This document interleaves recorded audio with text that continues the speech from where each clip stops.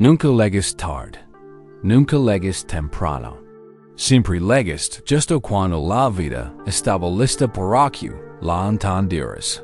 Inhala, y. Dije que la noche reciba de alien te da la parte de ti que lucha contra la corriente. La parte que pregona, porque no ahora. Está agotada.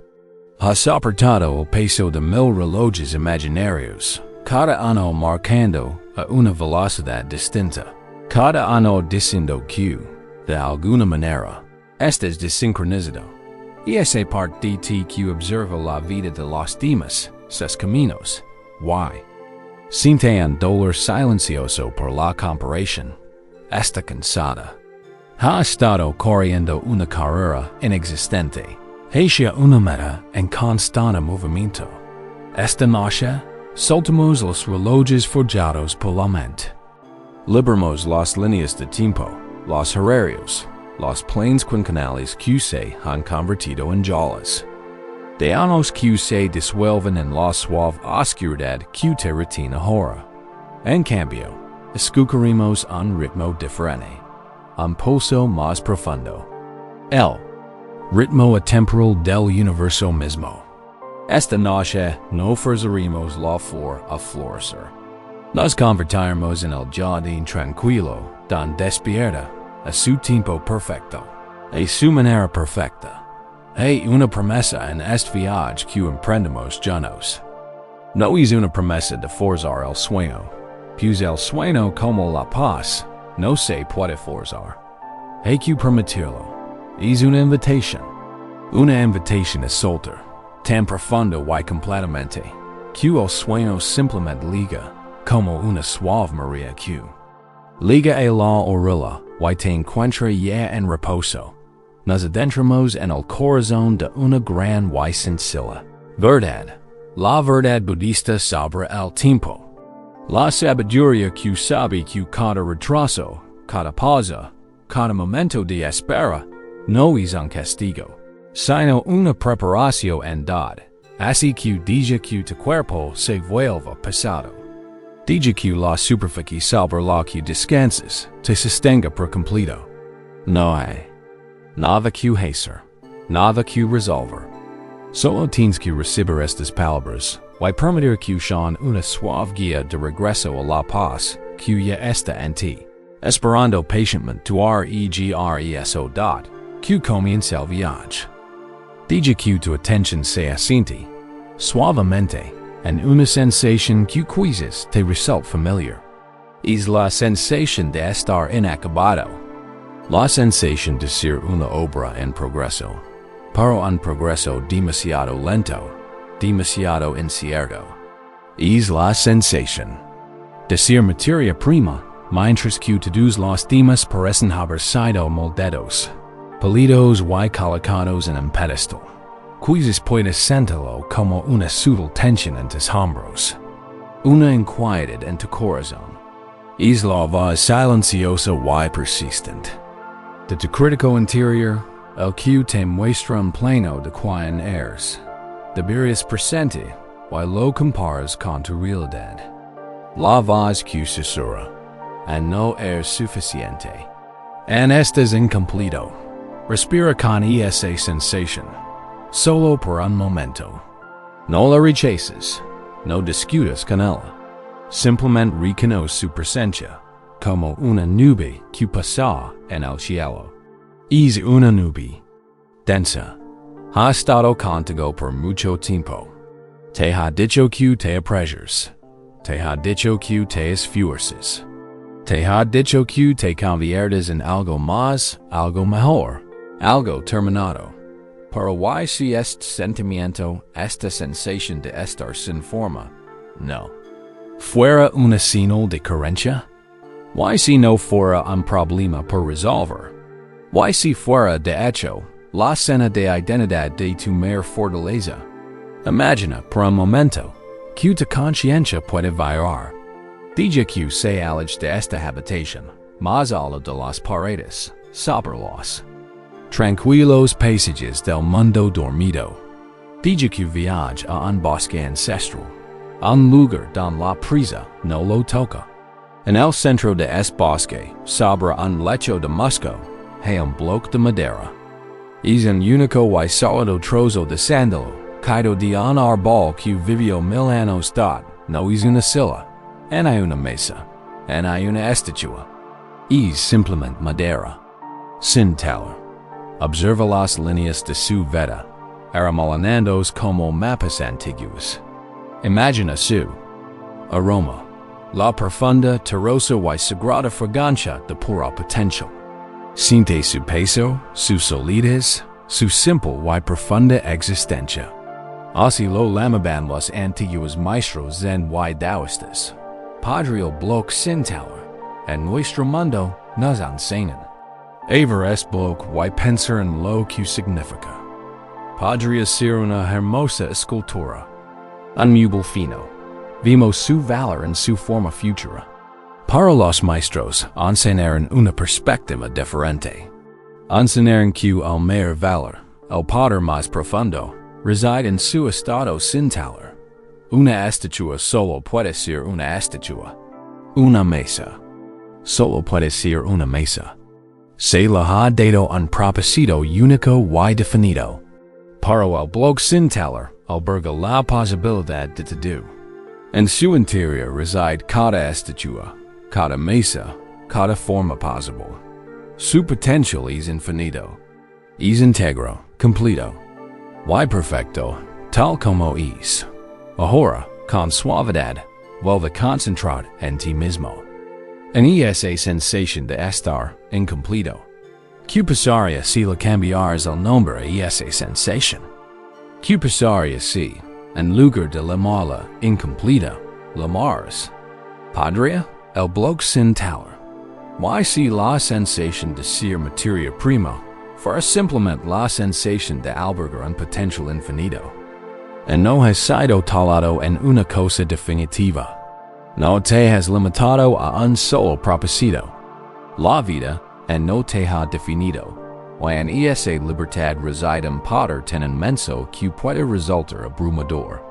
La prisión que sientes no es la prisión para convertir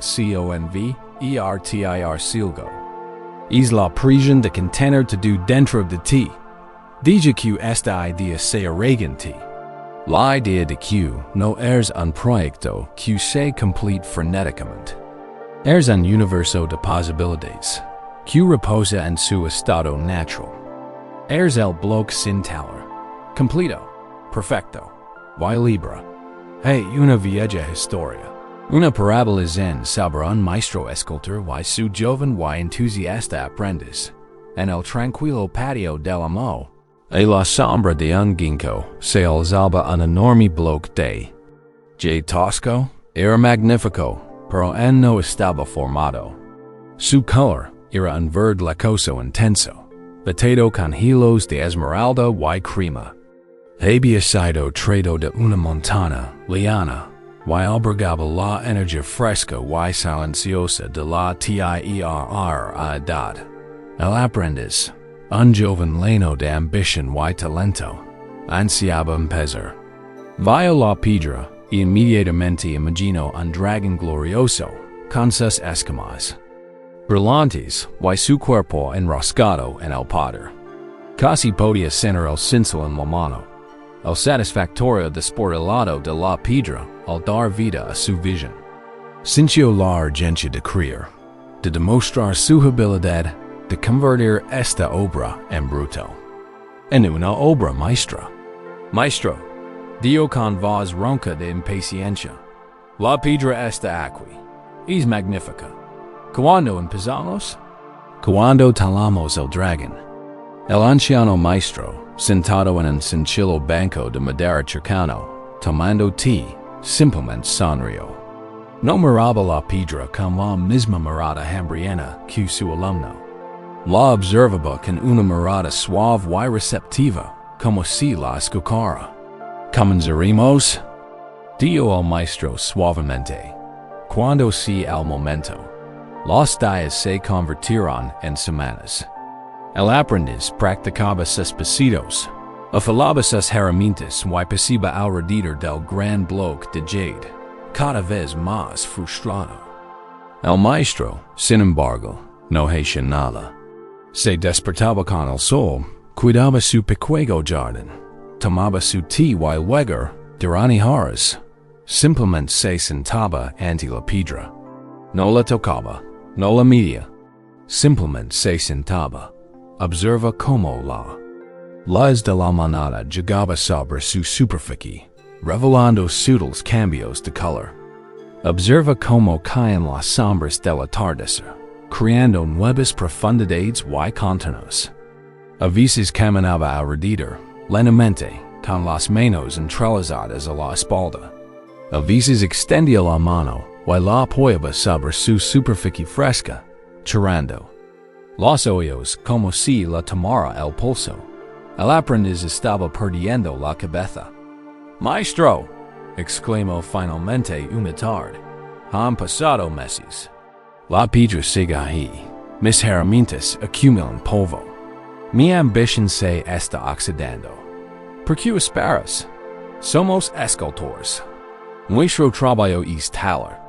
El maestro volvió su mirada tranquila y clara hacia el joven. «Ves una piedra que necesita ser transformada.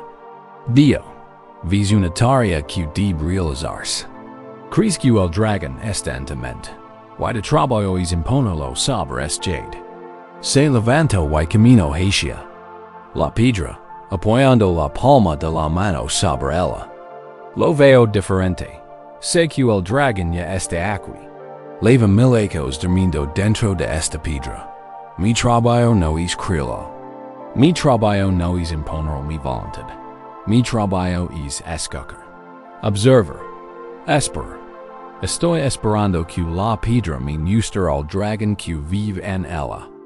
Continue con una voz tan tranquila como la brisa entre las hojas de ginkgo. El dragón es perfecto. Mi única tarea es eliminar con delicadeza y paciencia todo lo que no sea el dragón. No acabo nada, solo quiero. El aprendiz guardó silencio.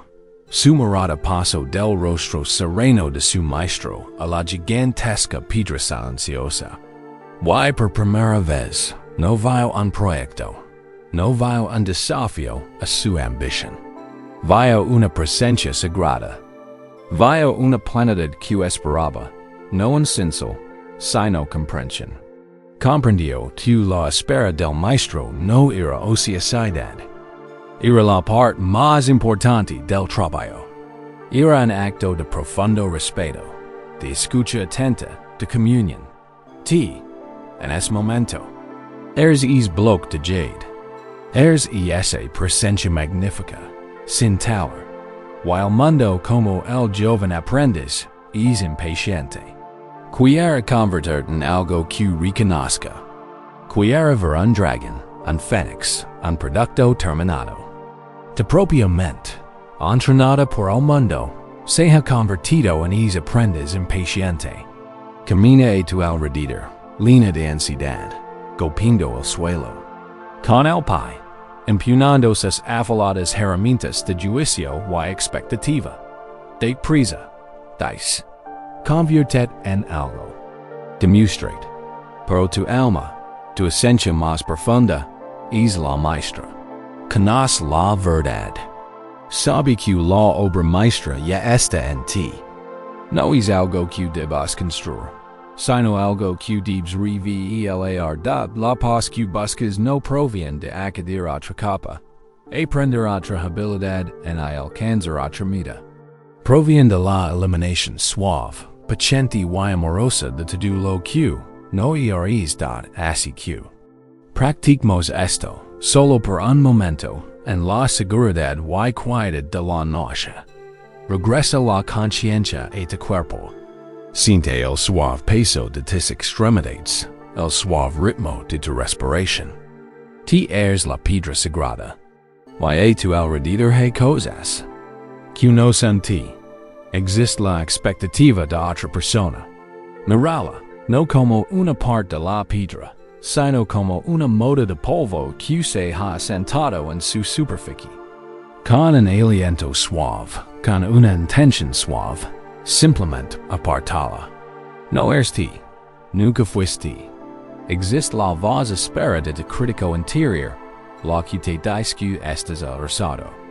Ve esta voz no como la piedra en sí, sino como una esperanza. Una era nella que se puede suavizar. No es la esencia de decir, es una acumulación, un hábito mental. Y con una conciencia amorosa, puedes suavizarla. Puedes dejar que la pasible autocompasión la desvanezca. No eres la voz que juzga. Eres el silencio que la escucha. Ahí está el cronograma. El horario de cuando deberías has casado, has encontrado tu carrera o has comprado una casa. Mira esta línea de tiempo por lo que es. Un boceto, debiado, en papel por el aprendiz impaciente. No es la verdad viviente de la piedra. La piedra tiene su propio tiempo, su propio ritmo. Se despliega según las leyes de la geología, no según las leyes de la ambición del aprendiz. Así que deja que el boceto se disuelva. Deja que el papel se desvanezca. Aquí no tiene poder. La única verdad es la realidad salida y presente de tu propio ser. Que cuida cuando eliminas con delicadeza lo que no eres. Que cuida cuando se disipa el polvo de las expectativas. Cuando se suaviza la arena del autocrítico.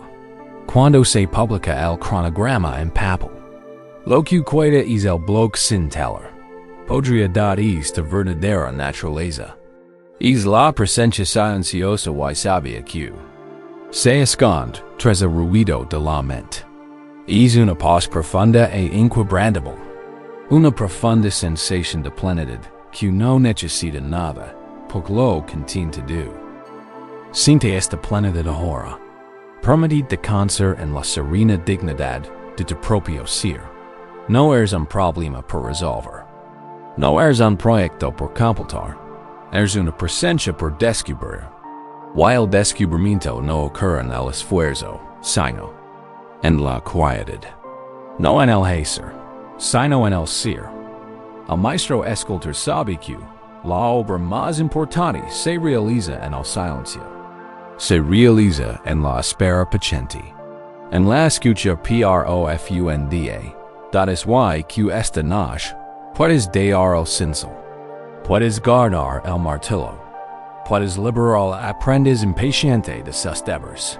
Su afán te cansa. Su ambición perturba de postat simpmente. Se la piedra. Descansa. Deja que la luz de luna de tu propia conciencia se te do lo que necesitas. Deja que revele la sutil belleza de tu propia esencia. Los profundos y ocultos colors de tu propio espíritu. No hay prisa. El dragón que llevas dentro no se hará en ninguna parte. La obra maestra que es de vida no tiene un horario. Se está desolando. Se ha estado desolando desde que naciste. Y segura desolándose a su manera perfecta y misteriosa. Tu única tarea, ahora mismo, es descansar, ser, permitir, confiar en la sabiduría del maestro que vive en lo más tranquilo. De tu alma, aquel que sabe que eres, y siempre has sido, completa y absolutamente pleno. Descansa ahora en tu naturaleza perfecta y sin teller. Siente la paz simple y salida de lo que eres. Hay una profunda quietud aquí, una quietud que te sostiene. Es una quietud como el corazón de la piedra, una quietud como el silencio del bosque. Es una quietud como la pausa, una pausa entre el pensamiento y el siguiente, el espacio tranquilo y vacío que lo contiene todo. El mismo espacio entre cada respiración. Y así descansas. Descansando en la simple y salida verdad de tu propio ser. El blog sin teller. Completo, íntegro, albergando todas las cosas en su interior. Hay una paz profunda en este estado. Una fuerza serena. Pero puedes notar que, incluso, en esta quietud, la mantienen viejo habito. Una sutil inquietud. Una suave atracción hacia el futuro dad, es el habito de preguntar. ¿Qué sigue? Incluso cuando liga un momento de paz, la mente se inclina hacia adelante, anticipando al siguiente. Es como una piedra que rebota sobre la superficie de un lago, rozando cada momento presente, solo una fracción de segundo, antes de lanzarse hacia un futuro que no ha llegado. Esta energía progresista es la causa de gran parte de nuestro agotamiento. Es la creencia de que la paz, la felicidad y la desde están siempre a la vuelta de la esquina, en el momento siguiente, tras completar la siguiente tarea, una vez resuelto el siguiente problema. Y así, vivimos perpetuamente al límite, siempre preparándonos, sin ligar nunca del todo. Tratamos el momento presente no como un hogar para vivir, sino como un trampolín que cruza. Esta noche, vamos a desaprender este habito poco a poco. Vamos a enseñarle la mente de descansar, a aterrizar, a habitar el único momento que realmente ha existido. Este, y nuestro maestro en esta práctica, es el guía más paciente, confiable y presente que jamás tendremos. Es de propia respiración, sin ningún esfuerzo por tu parte, está aquí, un suave ascenso y una suave queda, una recepción silenciosa y un completo abandono. Tu respiración es el ancla de la hora, nunca está en el pasado, nunca está en el futuro, siempre está, y solo, aquí. Así que, deja que tu conciencia se pose en ese suave ritmo. No intentes cambiarlo. No intentes profundizarlo en ralentizarlo. Tu cuerpo sabe exactamente cómo respirar. Simplemente conviértete en un observador silencioso de este milagro. Siente la frescura del aire al entrar, trayendo vida y energía a tu cuerpo. Siente las suave calidez del aire al salir, llevándose consigo todo lo que está listo para ser liberado. La inhalación liga, la exhalación sale. Un ciclo perfecto y simple. Este es el ritmo de la vida misma. Para esta noche exploraremos una dimensión oculta de este ritmo. Una puerta secreta a la quietud profunda. No se encuentra en la inspiración. No se encuentra en la exhalación. Se encuentra en el espacio entre ambas y esta. Hay una historia contada en un antiguo monasterio, ubicado en lo alto de las montañas, donde el silencio es tan profundo que se puede oír la nieve caer. En este monasterio vivía un joven monje llamado Keia. Era devoto, sincero y profundamente frustrado. Cada noche, durante el largo periodo de meditación, se sentaba en su cojín y libraba una guerra silenciosa con su mente. Le habían enseñado a seguir su respiración, a dejar que sus pensamientos fueran y vinieran como nubes.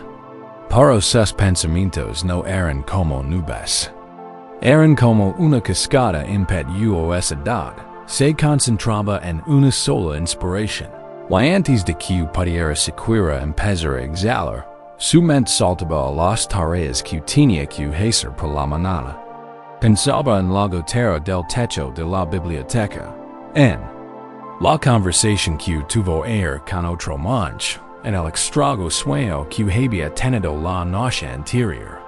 Se regocijaba, intentaba dominar su mente, conteniendo la respiración como si pudiera contenerla. Pero esto solo creaba más tensión, más lucha. Le dolían los hombros. Tenía la mandíbula apretada. La paz parecía estar a 1000 millas de distancia. Se sentía un fracaso una tarde, mientras la lluvia repiqueteaba suavemente sobre el tejado del templo. El anciano maestro Zen, un hombre con ojos que reflejaban la quietud de un bosque profundo, Entro en silencio en la sala de meditación. Vio el joven monje, vio la leve línea de tensión en su frente, la rigida quietud de su postura. Se arrodilló a su lado. Su sola presencia era un bálsamo de paz. La mente un río salvaje esta noche, Cato? Susurró el maestro, su. Vas como joyas secas que se deslizaban sobre la piedra. Los ojos de Cato se abrieron, llenos de desesperación. Maestro, estoy falando. Intento encontrar la quietud de la que hablas, pero solo encuentro ruido. Sigo mi respiración, pero mi mente no me sigue. Corre, why estoy tan cansado de perseguirla. El anciano maestro escuchaba con profunda. Why paciente compasión. No ofreció una conferencia completa en una técnica nueva. Ofreció algo mucho más sencillo. Eso es porque estás intentando graduar, dijo el maestro. Estás tratando de hacer paz. Estás tratando el momento presente como una meta a capturar. La paz no se puede capturar, solo se puede notar. Y está aquí, se acercó más. Quiero que pruebes algo diferente. Olvídate de tus pensamientos. Deja que la cascada fluya con furia. No luches contra ella. Y por ahora, quiero que incluso te olvides de la respiración. Deja de inhalar. Deja de exhalar. Quedo, parece confundido. Pero maestro, ¿qué queda? Un espacio, dijo el maestro, con una leve sonrisa en los labios. Un espacio perfecto, diminuto. Tu tarea ya no es seguir la respiración. Es hacer algo mucho más fácil. Simplemente observa el momento exacto en que la exhalación termina. Por completo, y la siguiente inhalación en no ha comenzado. En ese espacio, en esa pausa, hay un espacio de silencio perfecto. Puede que solo dure un segundo. No intentes retenerlo. No intentes prolongarlo. Simplemente observalo. Tu única tarea es encontrar ese pequeño santuario y descansar hasta que la siguiente respiración surja naturalmente. Cato cerró los ojos, escéptico pero dispuesto. Dejó entrar su siguiente aliento. Luego lo soltó, un suspiro largo y lento. Siguió las instrucciones del maestro, exhalándolo todo, hasta el final. Y entonces, por un instante fugaz, lo sintió. Nada no hubo pensamiento. Ningún esfuerzo, ningún pasado, ningún futuro. Solo un instante de quietud pura y suspendida. Era como si el mundo hubiera contenido la respiración con él. Estaba vacío, pero a la vez profundamente pacífico. Se fue tan rápido como luego. Mientras la siguiente inspiración surge sola, sin esfuerzo lo hizo de nuevo. Inhalo, y luego la exhalación larga y completa, soltando, y luego, al espacio. Una pequeña isla de paz absoluta en medio del río de su mente. No tuvo que crearla, no tuvo que luchar por ella. Ya estaba ahí, una parte natural del ciclo, esperando a ser notada. Una lágrima rodó lentamente por su mejilla. Ya no estaba cansado, ya no lo había. Había dejado de intentar calmar el río y, en cambio, había descubierto una cueva secreta tras la cascada. Exploramos esto juntos ahora, con la misma gentle curiosidad que yo. Aquí no hay meta. No hay estado que alcanzar. Solo existe la observación. Toma conciencia de tu próxima inhalación. Siente como llena tus pulmones. Y ahora, la exhalación. Que sea una liberación completa. Un suave suspiro. Déjalo fluir hasta el final. Hasta que tus pulmones estén cómodamente vacíos. Y luego, solo por un instante. Aviso. Observa la pausa. La quietud. El vacío es un momento sagrado. Es el punto de equilibrio perfecto. En ese espacio, no inhalas ni exhalas. Simplemente estás siendo. No hay esfuerzo. No hay necesidad de hacer nada en el BSOL. La siguiente respiración llegará. Siempre liga. Surge de esa quietud por sí sola. Es un regalo. No tienes que ganártela en hay forzarla. Solo tienes que crear el espacio para ella. Dejando lever por completo. Descansemos aquí un rato. Explorando este milagro silencioso. Cada respiración es un ciclo. La inhalación es la vida que liga. La exhalación es la vida que se libera.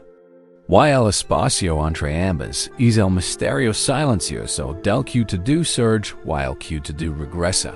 Mientras continues respirando. Permite que tu atención descanse cada vez más en esa pausa. Siente el momento de suspensión. Es el momento de profunda confianza. Confías en que la siguiente respiración llegará. Te sueltas y te sostienes. Este pequeño espacio es tu refugio de la tiranía del tiempo. En esa pausa no hay un air que lamentar, no hay un mañana que temer.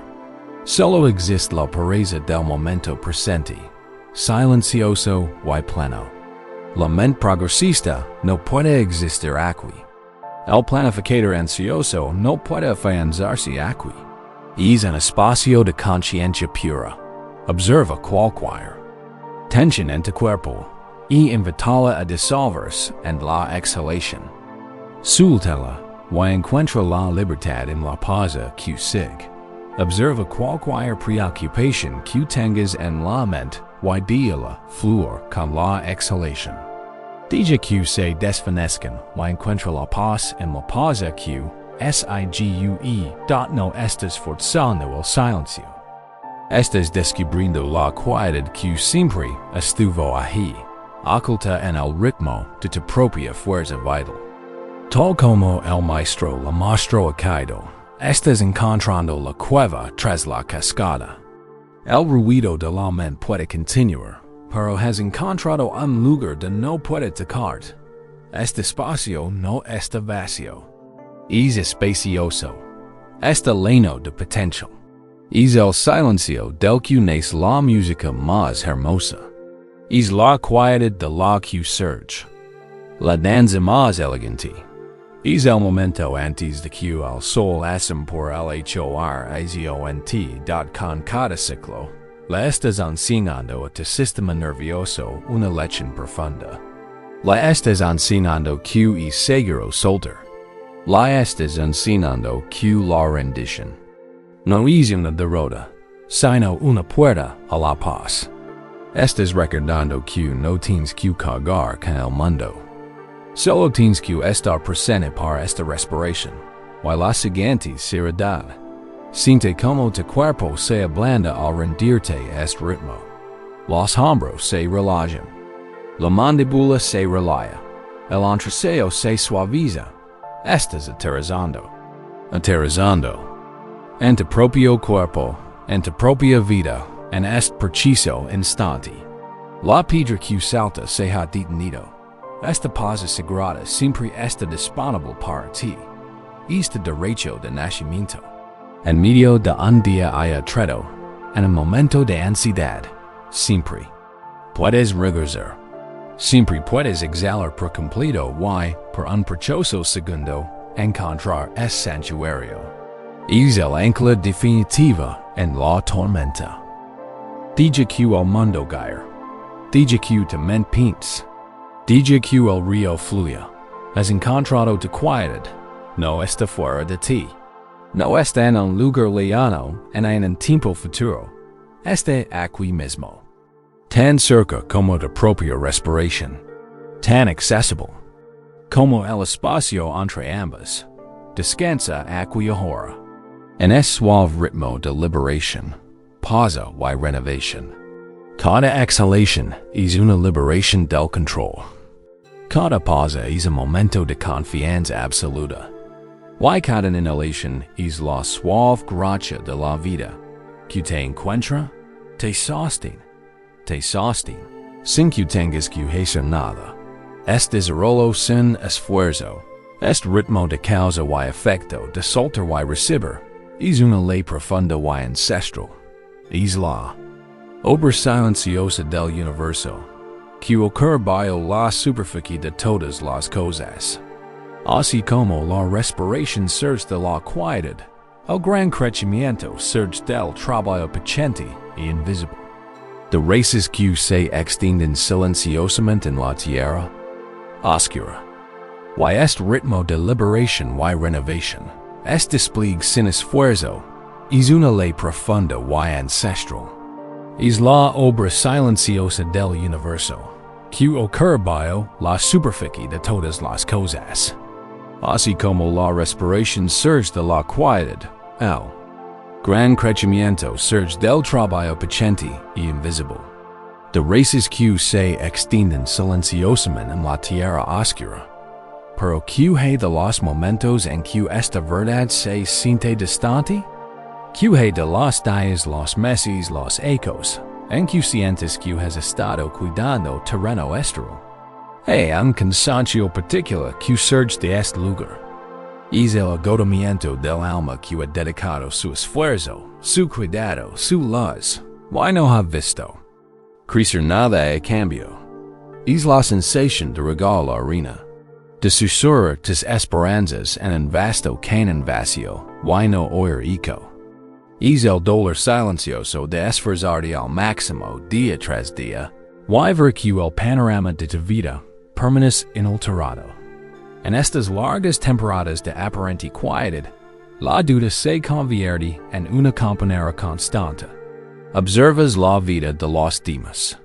Sus jardines parecen florecer sin esfuerzo, sus cosechas tan abundantes. Y la pregunta surge como una ola amarga. ¿Qué estoy haciendo mal? ¿Es mi esfuerzo en vano? La semilla que estoy plantando simplemente está muerta. Has leído los libros. Has realizado el trabajo interior.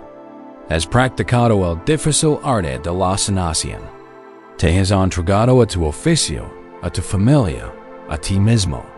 Y, sin embargo, la recompensa visible, el resultado tangible que anhelas, permanece a la vuelta de la esquina. Es una profunda prueba de sí. Fe. Un profundo desafío para tu espíritu. Esta noche vivemos un bálsamo reconfortante y esa parte de ti que se siente desnudada.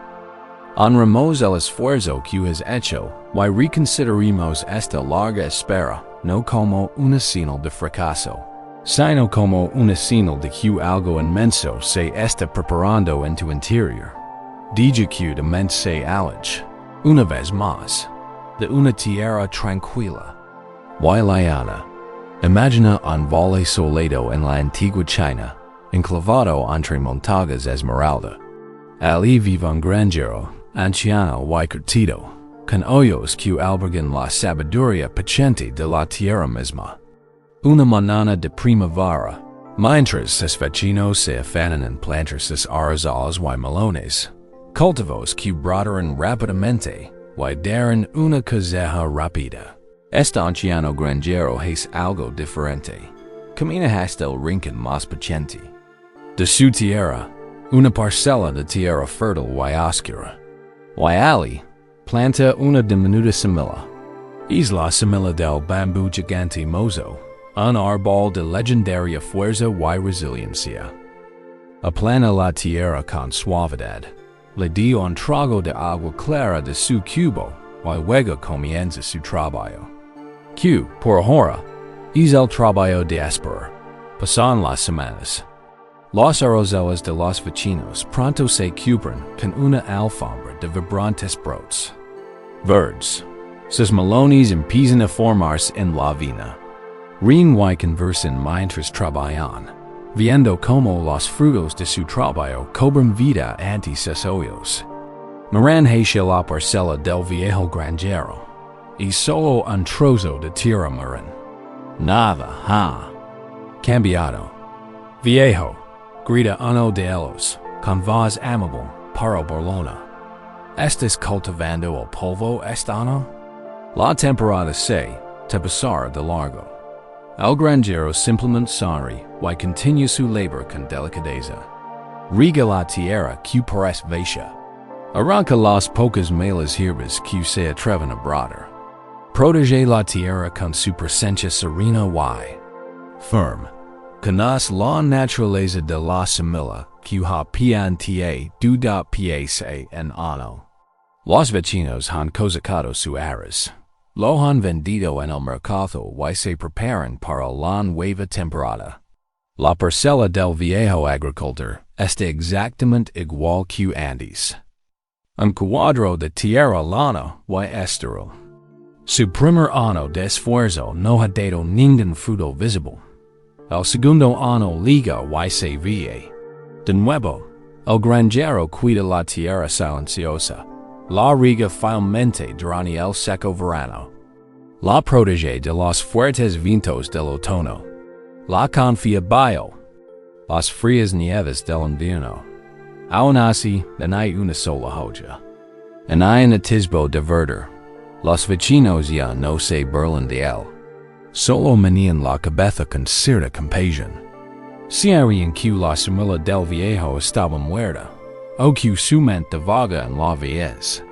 Dos ecos enteros de trabajo, y nada que mostrar. Pasa el tercer año. Luego el cuarto.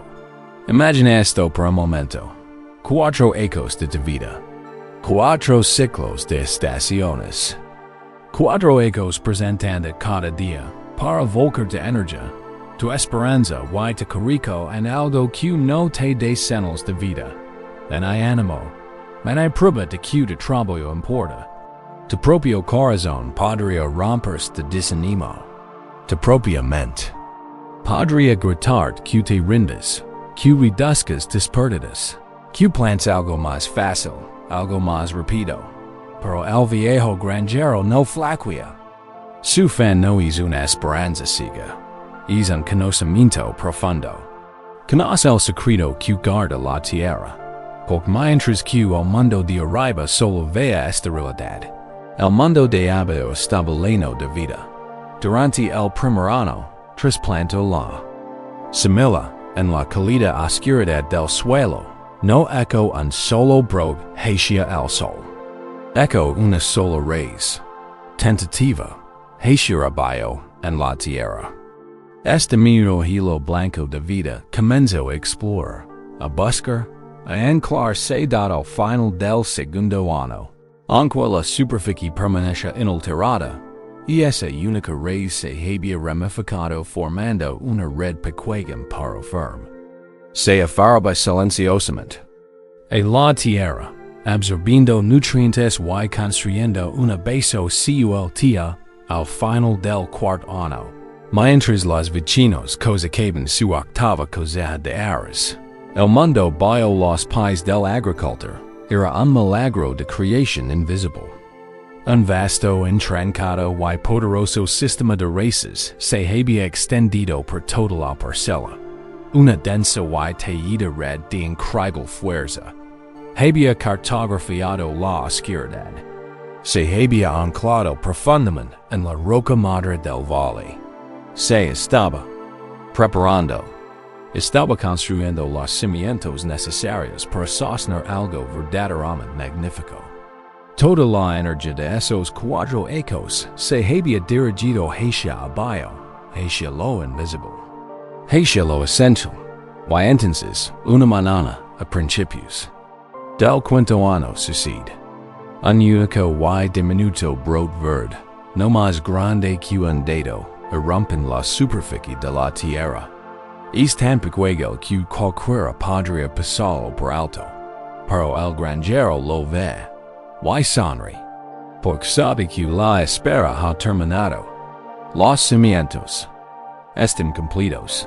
Ahora el milagro se hace visible. El bambú comienza a crecer a una velocidad increíble.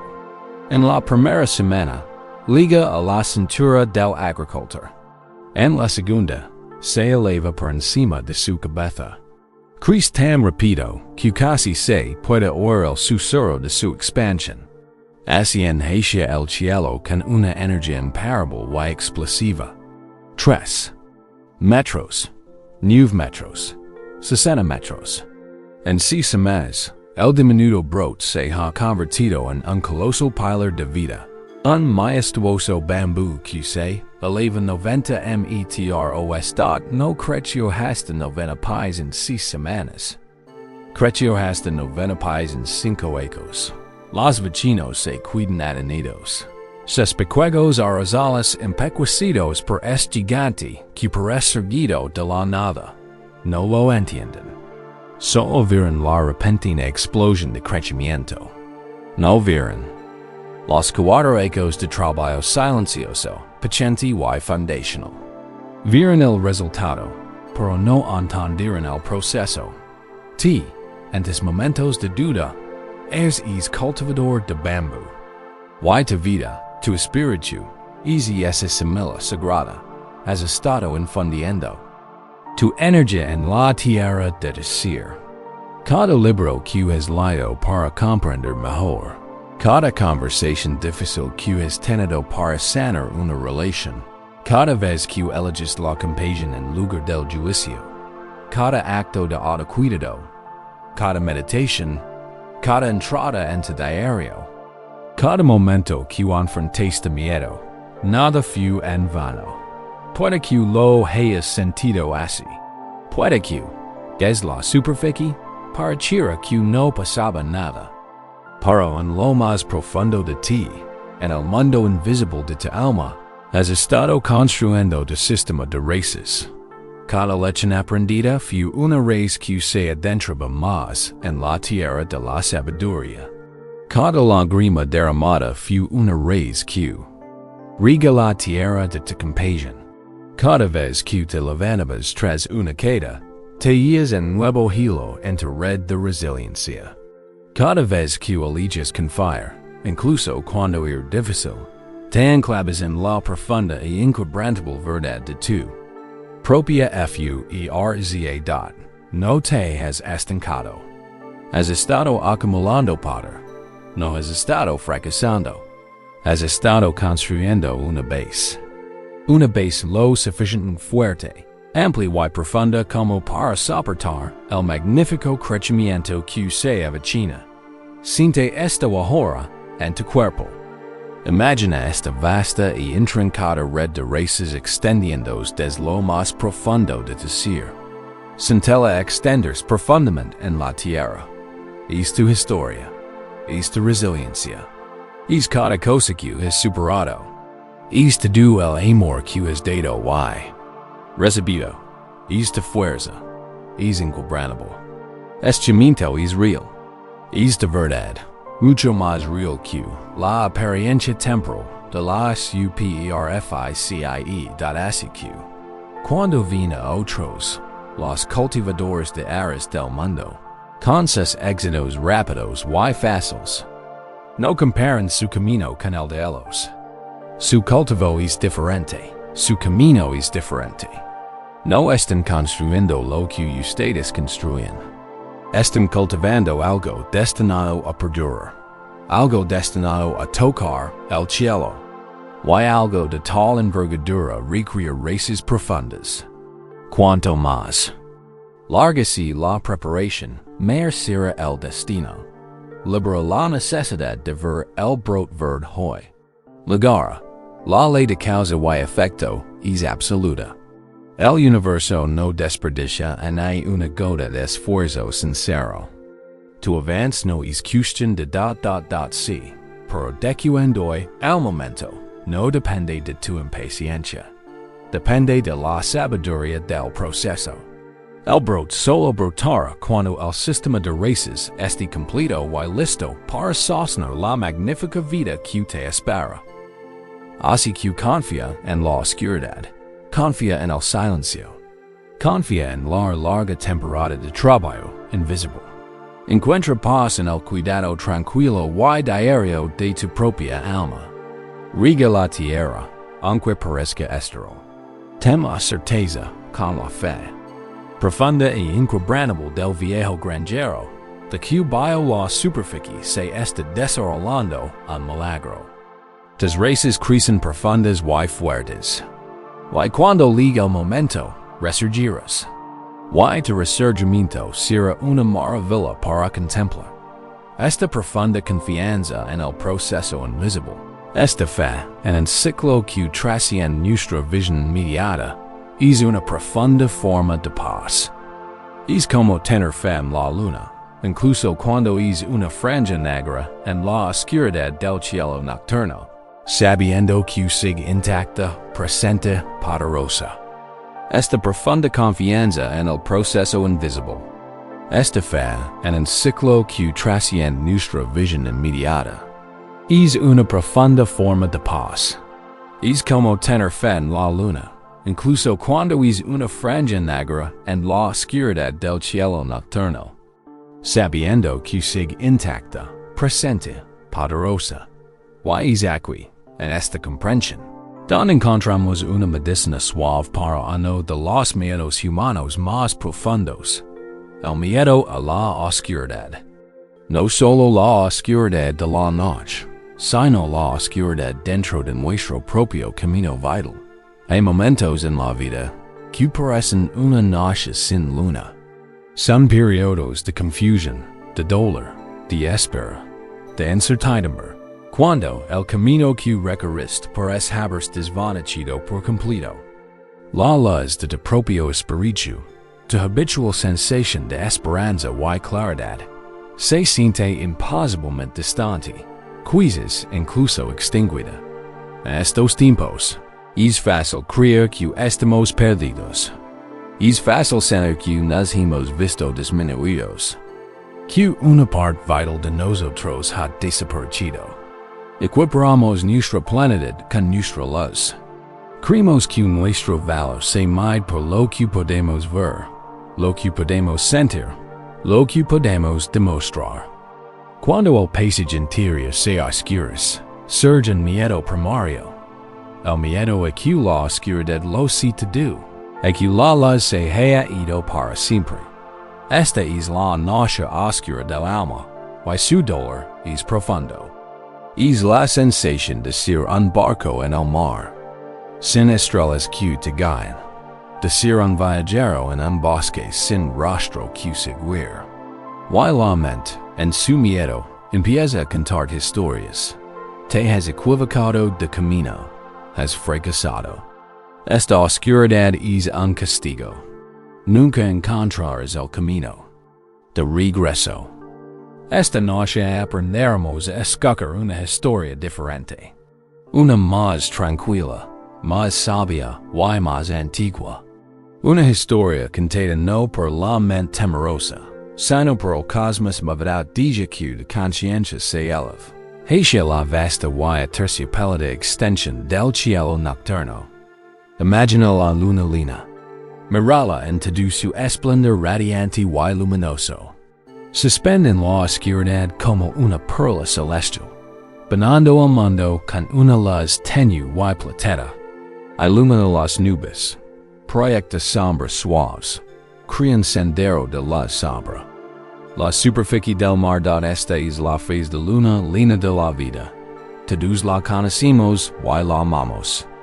Es el momento del éxito, de la claridad, de la experiencia plena, de la alegría, del amor en su máximo esplendor. Es el momento en que nos sentimos más completos, más nosotros mismos, más vivos.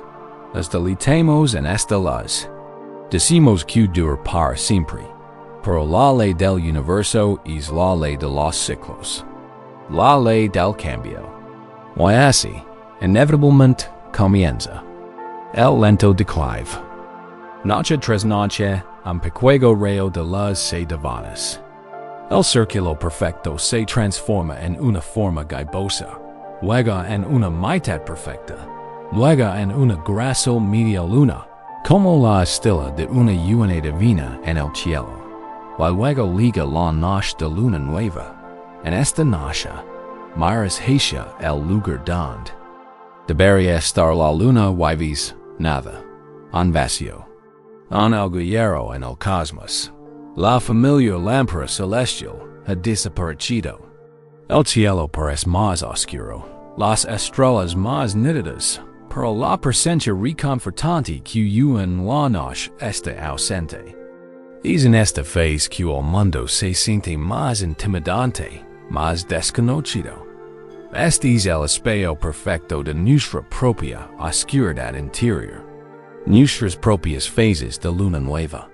Los momentos en que buscamos en nuestro interior nuestra luz, nuestra confianza, nuestra fe, y encontramos un aparente vacío, pero la historia no termina ahí.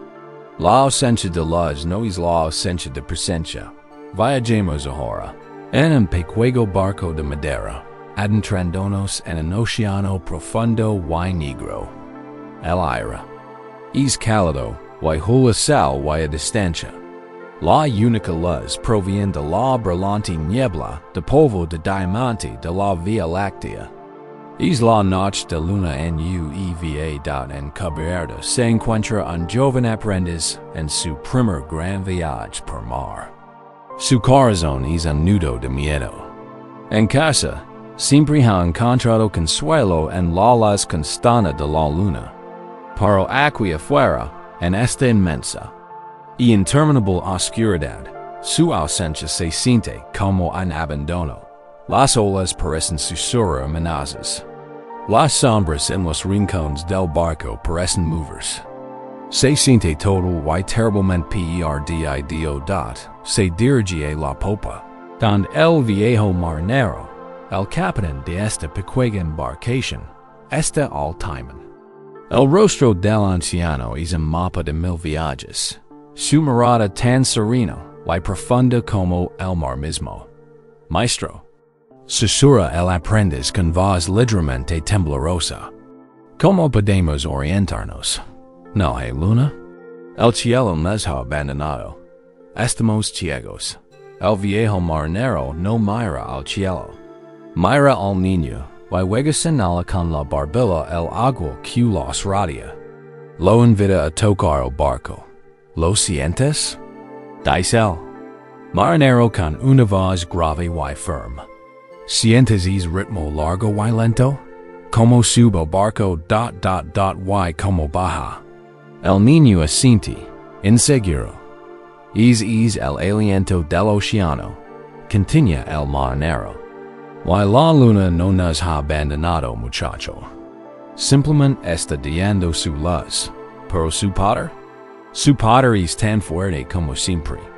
Está atrayendo a todo este océano, ahora mismo como siempre.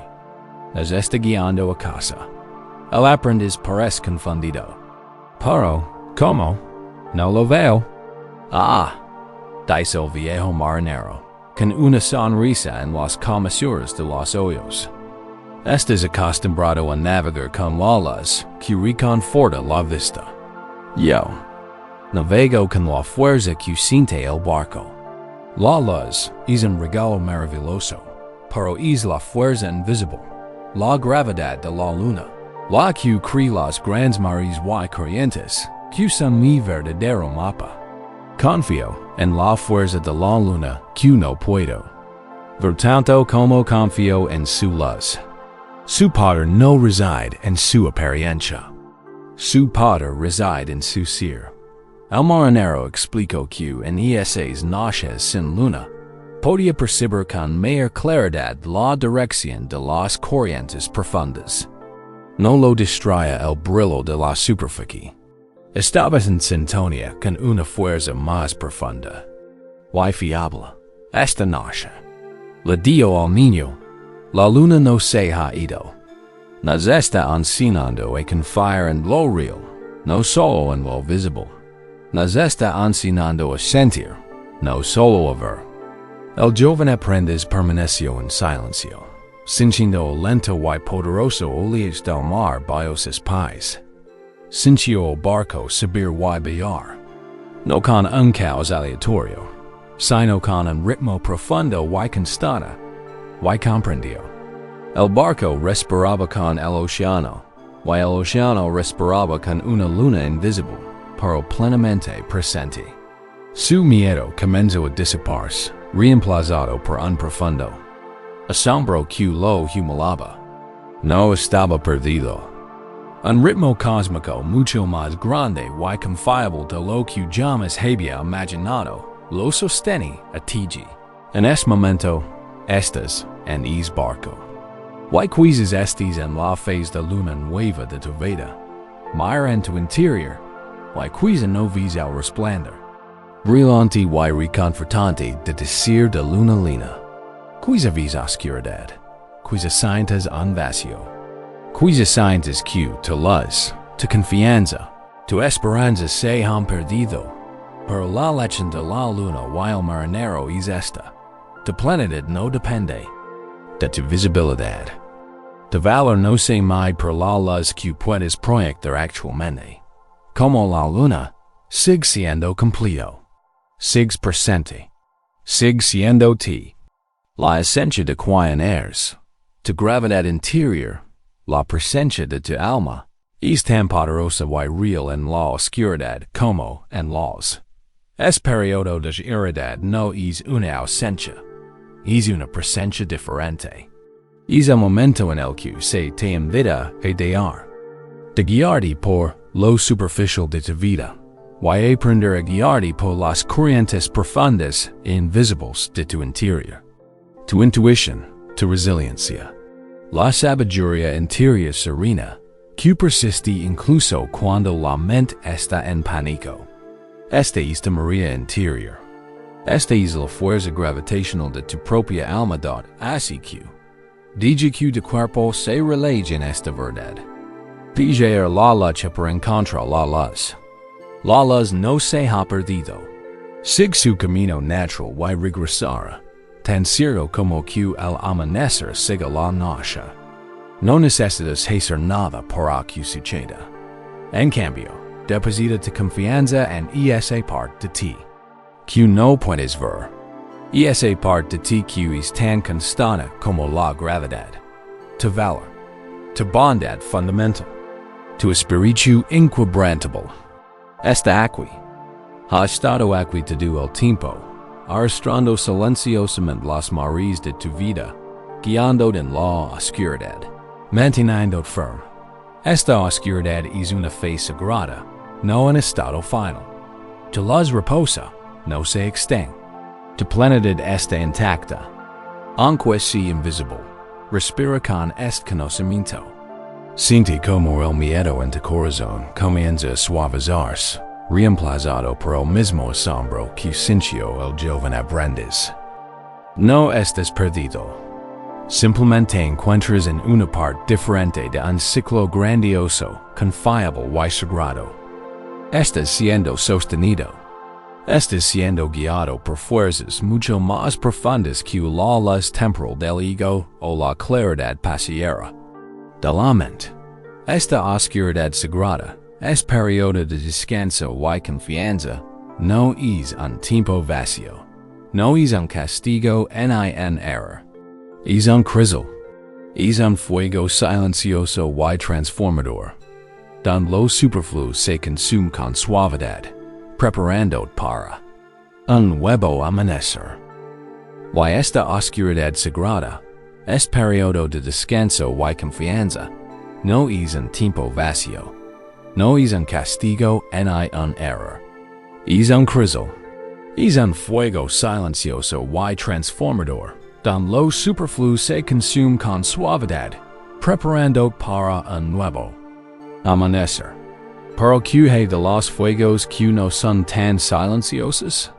¿Qué hay de los momentos en que la oscuridad no es una noche apacible y sin luna, sino un infierioso del alma? Todos hemos conocido estos momentos. Son periodos de intensa prisión, de pérdidas desgarradoras, de profundos desafíos.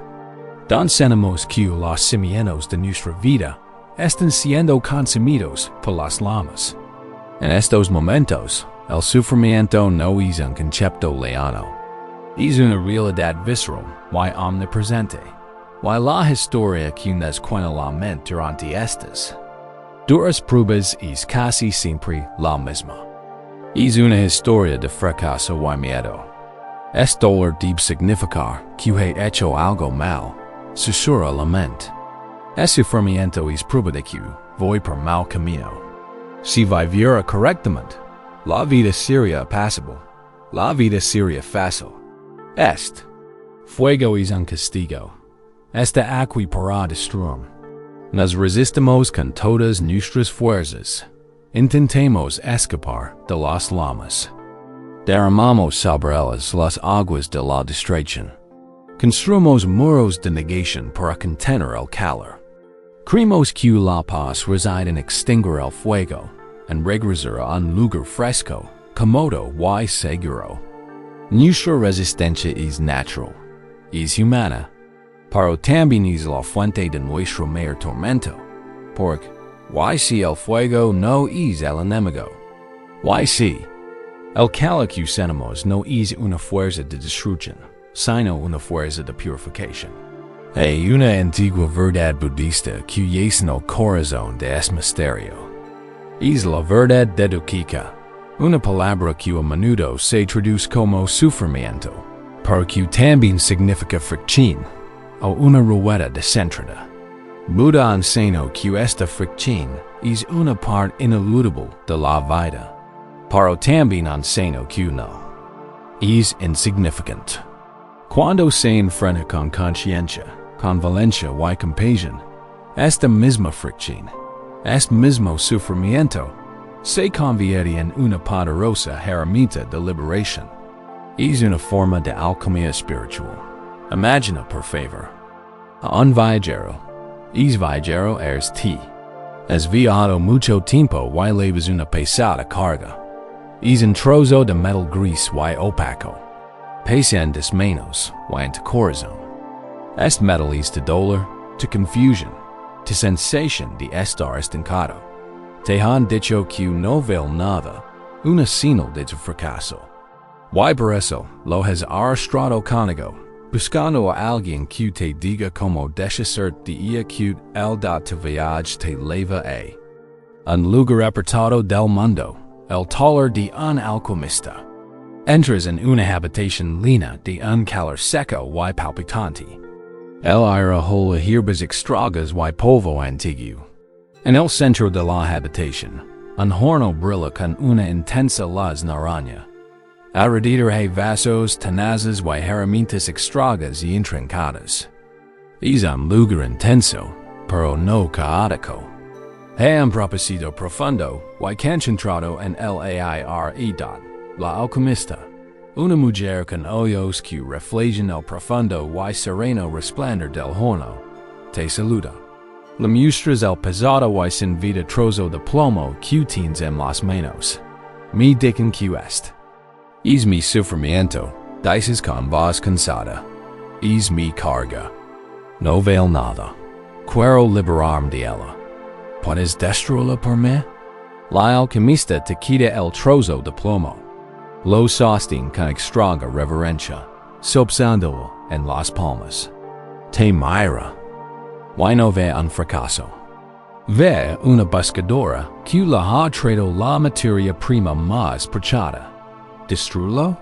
Pregunta, con una suave sonrisa en los labios. No es mi trabajo. Mi trabajo no es destruir, sino revelar. Te has equivocado. Esto no es inútil. Es de oro. Miras el metal gris y opaco. Y no ves oro. Solo ves te dio el verdad. Ella ve de confusión y de guía hacia el horno ardiente. Ves plomo, dice.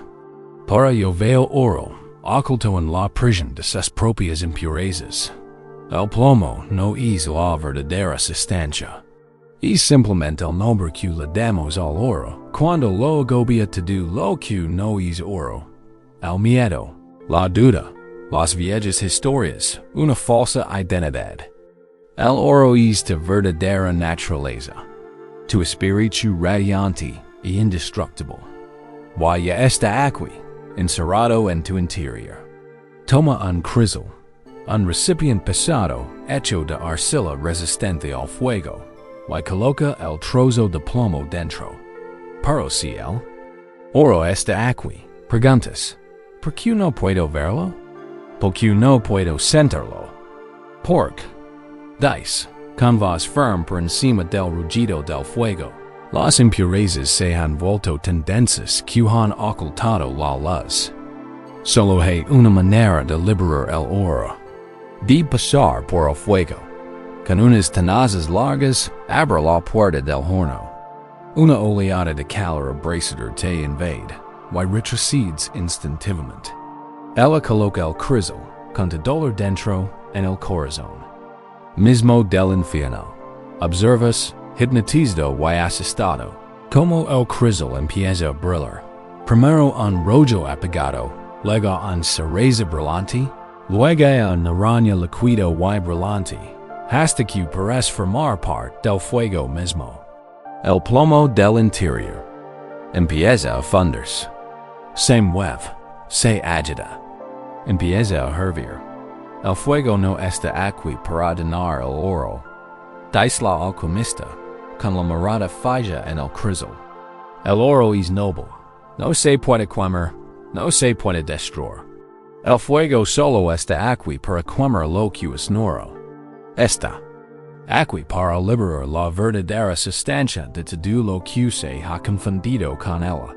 Mientras observas, ves volutas oscuras y humantes que se elevan del crisol. Ves partículas de escoria negra, como jalan, que suben a la superficie del metal fundido y se incineran por el calor. Eso, dice el alquimista, señalando el humo, es la impureza de una antigua crincha que se consume. ¿Cuál es la crincha? De que no eres digno de amor. Ves que se forma una burbuja oscura y estalla, liberando una pequeña bocanada de vapor gris.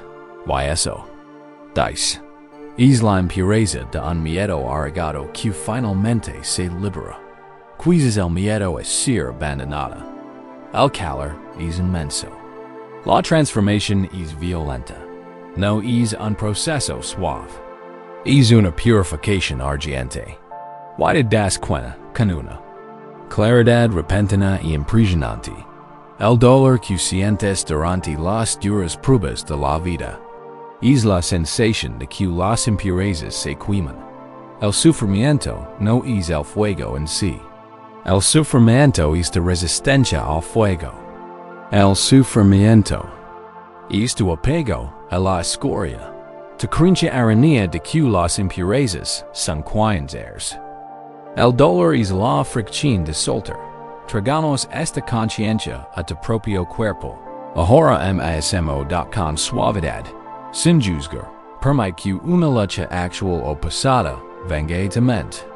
Elige una de tus propias pruebas intensas. Un momento de intensa prisión. Dolor o miedo. No te sumerges en su historia. Simplemente permitid tener su firma energética en tu cuerpo. El calor, la prisión, la tensión, en lugar de llamarlo dolor o sufrimiento. Solo por ese momento, llamémoslo el fuego del alquimista. Siente su calor en el pecho, el estómago o los hombros. Y por un instante, deja de resistir. Deja de intentar. Alejarlo. Cesa la lucha interna. Quede quieto y simplemente permite que el fuego esté aquí. Estés en el taller del alquimista. Estés a salvo. Este fuego no está aquí para destruir. Está aquí para purificar con cada respiración. Imagina que respiras hacia el fuego. No para extinguirlo, sino para darlo oxígeno que necesita para realizar su sagrada labor. Y con cada exhalación, liberas el humo, la escoria, las impurezas que están listas para ser liberadas. Inhala, sintiendo el calor de la transformación. Exhala, liberando las cenizas de un viejo miedo. Inhala, sintiendo la prisión del cambio. Exhala, liberando el peso del arrepentimiento pasado. Sostén esta energía difícil con una nueva curiosidad. Con una profunda y constante compasión por ti mismo. Esto no es sino de que estés roto. Es sino de que estés en medio de una profunda sanación. Estás en la mesa del alquimista. Estás en el fuego sagrado. Y pregunto, en silencio, sin necesidad de una respuesta inmediata. ¿Qué intenta consumir este fuego? ¿Qué ilusión está a punto de ser consumida? ¿Qué falsa creencia está a punto de ser liberada? Para que el oro de mi verdadera naturaleza brille con más fuerza. No necesitas descifrarlo con tu mente. El fuego mismo lo sabe. Tu alma lo sabe. El proceso mismo es la sabiduría. Tu único trabajo es soportar el calor, permanecer presente en el proceso, confiar en que el fuego es una fuerza de gracia, no de castigo. Tras lo que parece una eternidad, el alquimista del relato toma sus tenazas y retira con cuidado el crisol del fuego. Lo deja sobre una losa de piedra para que se enfríe. El brillante resplandor naranja comienza a desvanecerse hasta convertirse en un rollo apagado. La agitación cede. Se hace la quietud, mientras se enfría, miras dentro. La transformación es asombrosa. En el fondo del crisol, todo el plomo gris y opaco ha desaparecido. En su lugar hay un charco de luz líquida. Una pequeña esfera perfecta de oro puro fundido, que irradia una luz cálida y suave de su interior. Es hermosa, es serena, es completa. Es lo que siempre estuvo ahí, oculto bajo el peso de todo lo demás. La alquimista lo verte en un molde y, al enfriarse, forma una esfera pequeña y perfecta. Lo coloca en tu mano. Ya no es pesado ni agobiante. Es denso, sí, pero está lleno de una calidez viva. Se siente como un pequeño sol en la palma de tu mano. Es de propia y verdadera naturaleza. Revela. Esta es la promesa del fuego. Las dificultades de tu vida no son actos de crueldad fortuitos. Llegan con un propósito oculto. Llegan en el momento perfecto, cuando tu sistema de raíces es lo suficientemente fuerte como para soportar el calor, y cuando una impureza está lista y madura para ser liberada. El fuego es un acto de inteligencia cósmica, par del gran tapas en desarrollo de tu despertar. Así que descansa ahora. Deja que la intensidad del fuego que has estado albergando se apague.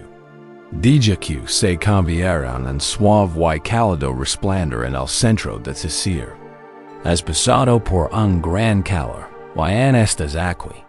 Es más fuerte. Es más puro. Más de tu verdadero oro. Brilla ahora en el mundo. No hay por qué temer el próximo fuego. Cuando llegue, conocerás su nombre. Conocerás su propósito. Y tendrás el coraje de enfrentarlo. No como una víctima, sino como él. Compañero dispuesto del alquimista, listo para liberarse de otra ilusión, listo para revelar más del tesoro indestructible que lleva dentro. Y verás como este fuego, este único y intenso hilo de experiencia, se teje en un patrón mucho más grande y hermoso. Un vasto así que descansa ahora. Deja que la intensidad del fuego que has estado albergando se apague. Deja que se convierta en un suave y cálido resplandor en el centro de tu ser. Has pasado por un gran calor, y en estás aquí. Es más fuerte. Es más puro. Más de tu verdadero oro brilla ahora en el mundo. No hay por qué temer el próximo fuego. Cuando llegue, conocerás su nombre, conocerás su propósito, y tendrás el coraje de enfrentarlo, no como una víctima, sino como el compañero dispuesto del alquimista, listo para liberarse de otra ilusión, listo para revelar más del tesoro indestructible que lleva dentro. Y verás como este fuego, Este único y intenso hilo de experiencia, se tiene un patrón mucho más grande y hermoso. Un vasto. Y verás como este fuego, este único y intenso hilo de experiencia, se tiene un patrón mucho más grande y hermoso. Un vasto tapes dan todos los colores, claros y oscuros, tienen capacidad y este tapes al que nos dirigimos ahora. Pues existe un tipo único de sufrimiento que no proviene del dolor de un solo acontecimiento, sino de la sensación de que todos los acontecimientos de nuestra vida son un caos sin sentido. Miramos hacia nuestro pasado, y no vimos un camino claro, sino un rostro confuso de momentos inconexos. Una alegría por aquí, un trauma por allá, un periodo de amor, seguido de una temporada de perdida, un gran éxito, seguido de un fracaso desconcertante. Y la mente, ansiosa de orden y narrativa, intenta desesperadamente conectar estos puntos en una línea recta y lógica. Quiera que la historia tenga sentido, que tenga un principio, un desarrollo y un desenlace claros. Cuando no puede, cuando las piezas parecen no encajar, la mente liga a una dolorosa conclusión. Mi vida es aleatoria. No tiene sentido. No he logrado crear una buena historia. Esta sensación de fragmentación es una pesada carga. Nos deja a la deriva en un universo sin propósito. Nuestras propias vidas como un conjunto de hilos sueltos que no significan nada. Nos sentimos inmersos del caos, y el peso de esa sensación es inmenso. Pero ¿y si la línea recta que buscamos no existe? ¿Y si la lógica que intentamos imponer es demasiado pequeña para la realidad que habitamos? ¿Y si el patrón no es lineal, sino cósmico? ¿Y si nuestra incapacidad para verlo no proviene de su ausencia, sino de nuestra limitada perspectiva? Deja que tu conciencia fluya ahora. Imagina que te encuentras en un vasto, silencioso y sagrado salón. El aire está quieto, y la luz es suave, como si se filtrara a través de antiguas nubes. En el centro mismo de este inmenso salón se alza un telar. Es más grande que cualquier otro que hayas visto, extendiéndose más allá de lo que deseos. Alcanzan en cualquier dirección. Es el telar de la vida, y en este telar, una gran obra se está desarrollando. Una figura silenciosa y grácil se mueve ante ella. No se ve su rostro, solo su presencia. Un ser de profunda paz y propósito inquebrantable. Este es el gran teacher. Las manos del teacher se mueven con una sabiduría serena y certera, guiando innumerables lanzaderas, tejiendo hilos de todos los colores, todas las texturas, todas las calidades imaginables. Estás invitado, primero, a encontrar un lugar para descansar bajo el telar. Acostado aquí, en el suelo blando, miras hacia arriba. Y lo que ves si estás en un enredo desconcertante. Hilos negros, rusos y ásperos culgan, pesados y feos. Junto a ellos, un hilo brillante de oro puro parece perderse en una marana de lana gris. Se ven nudos enormes y torpes donde docenas de hilos se han atado en lo que parece una solución. Desesperado y horrible. Se ven cibios sueltos que parecen haber sido abandonados, colgando en la nada. Hay pasajes largos y oscuros donde el color es turbio y deprimente, seguidos de destellos repentinos y discordantes de un color brillante y inconexo. Desde esta perspectiva, vaya la obra, nada tiene sentido. No hay patrón, no hay arte, parece un error colosal. Un proyecto que salió terriblemente mal. Es desalentador, incluso mirarlo. Esta es la perspectiva de nuestra vida cotidiana. Vivimos en la parte inferior del tapiz. estamos demasiado cerca de nuestras propias experiencias, viendo solo los nudos, los enredos, los ciebos sueltos. Vimos el reverso del bordado. Y desde aquí, es imposible ver la belleza. Ahora, desde este lugar de reposo, permite que tu conciencia haga algo milagroso. Deja que se vuelva ligera. Deja que se desprenda suavemente del suelo y comienza a flotar hacia arriba. Te deslizas hacia arriba, pasando la enmargada red de la parte inferior, elevando cada vez más alto, hasta que atraviesas el denso plano del tejido mismo. Ahora estás flotando el telar, viendo el tapes desde la misma perspectiva. Que el gran tejedor, puede quedar sin aliento la respiración abandona el cuerpo en una ola silenciosa de puro. Es hombro el caos se ha ido. El desorden se ha desvanecido. Desde esta perspectiva, lo que ves es un deseo de una belleza tan intrincada e impresionante que desafía toda descripción. Es una imagen única, coherente y magnífica. Quizás sea un vasto mandala cósmico. O la imagen de un árbol celestial con raíces de oscuridad y ramas de luz. Es un patrón tan complejo, tan perfecto, tan profundamente inteligente, que tu mente se queda en silencio, asombrada.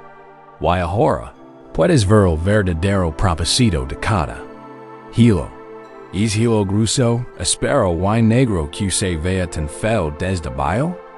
Desde aquí, se ve que forma la sombra profunda y oscura que permite que el hilo de luz estelar junto a el brille con una belleza casi insoportable.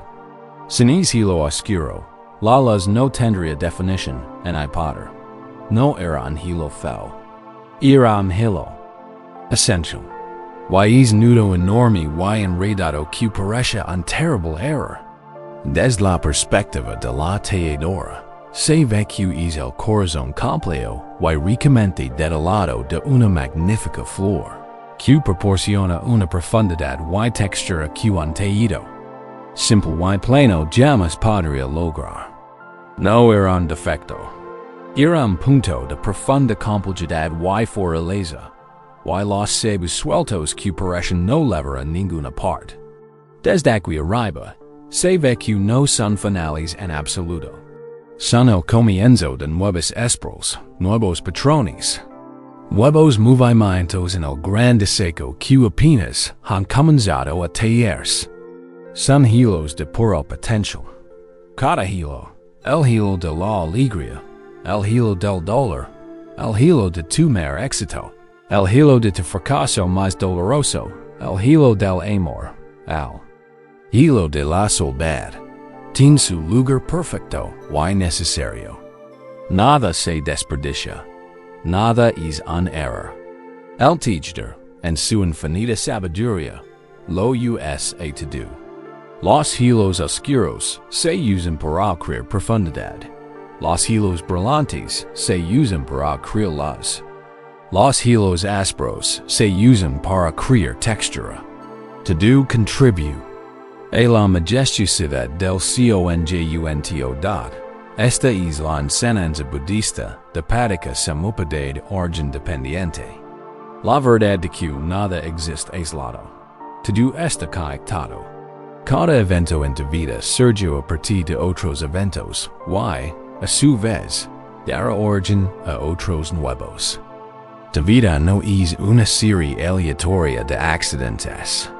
Es un tejido único, ininterrumpido. Y sagrado. Traigamos esta visión a tu vida ahora. Continúa descansando en este lugar elevado y apacible, contemplando con la mirada del tejedor el tapes de tu propia existencia. Con delicadeza, recuerda un hilo oscuro de tu pasado. Un momento de duelo, tristeza o pérdida. En el fondo, solo se siente dolor. Pero desde esta perspectiva superior, ¿puedes suavizar la mirada y simplemente reflexiona? Preguntad qué significado dio es hilo oscuro a los hilos de luz que Lo radiaban. Y esa perdida te guió ante una compasión que de otro modo no tendrías. Es dola crió la sombra que te permitió apreciar una alegría posterior con mayor gratitud. No necesitas responder. Simplemente abriga la posibilidad. Ahora, piensa en un nudo enredado. Un momento en el que sientes que cometiste un terrible error. Un fracaso que te avergonzó. En el fondo se siente como un defecto permanente. Pero desde la perspectiva del teacher, observa es nudo de nuevo. Observa la complejidad, la riqueza del aprendizaje. Es nudo ahora forma parte de tu fortaleza. Es un lugar de profunda sabiduría. Le da a tu carácter una textura única. No es un defecto. Es un rasgo de tu profunda y singular belleza. Tu vida es etapas. Y durante la mayor parte de tus días, la has vivido desde bajo, juzgando los hilos, intentando deshacer los nudos, intentando encontrar sentido al caos. Y has sido agitada. Esta noche te invitamos a soltar eso. A liberarte de la pesada carga de tener que ser tu propio teacher y tu propio crítico. No tienes que entender cómo encajan todos los hilos. No tienes que aprobar la elección de colores del teacher. Tu única tarea es confiar en que existe un patrón. Tener fe al teacher. Saber que incluso los hilos que odias, los momentos que desearías poder eliminar, se están utilizando para crear una obra maestra de una belleza incomprensible. Inhala. Y siente una profunda paz en ese conocimiento. Exhala. Y libera la necesidad agotadora de que todo tenga sentido. Confío en el proceso, incluso cuando no puedo ver el patrón. Cada hilo de mi experiencia tiene un propósito. Mi vida es un tape sagrado que se teach con sabiduría. Libero la necesidad de juzgar los hilos individuals. Descansa en esta entrega. Siente el profundo alivio de soltar la necesidad de una historia simple y lineal. Tu vida no es una historia simple. Es una gran y compleja obra de arte. Es un misterio. Y la belleza reside en su desarrollo, no en su explicación final. Y en esta profunda confianza en el patrón general, en esta fe en el teacher, podemos empezar a cambiar nuestra relación con cada hilo a medida que se teach en nuestras vidas, momento a momento. Nos damos cuenta de que el evento en sí, el hilo es una cosa, y nuestra historia sobre el hilo es otra. Este es el primer evento, la simple realidad del hilo que se extiende a través de la tela. Y luego está la segunda flecha que tan a menudo nos disparamos. La flecha del juicio, la resistencia y el miedo. Y en esta profunda confianza en el patrón general, en esta fe en el teacher, podemos empezar a cambiar nuestra relación con cada hilo a medida que se teach en nuestras vidas, momento a momento. Nos damos cuenta de que el evento en sí, el hilo es una cosa, y nuestra historia sobre el hilo es otra. Este es el primer evento. La simple realidad del hilo que se extiende a través de la tela. Y luego está la segunda flecha, que tan a menudo nos disparamos. La flecha del juicio. La resistencia y el imaginario esta es una verdad de profundo y inmediato poder. Es una ley que puede liberarnos de la prisión que nosotros mismos hemos creado, especialmente ante las dolorosas presiones del tiempo. Imagina, por un momento, que recorres un sendero a través de un bosque tranquilo.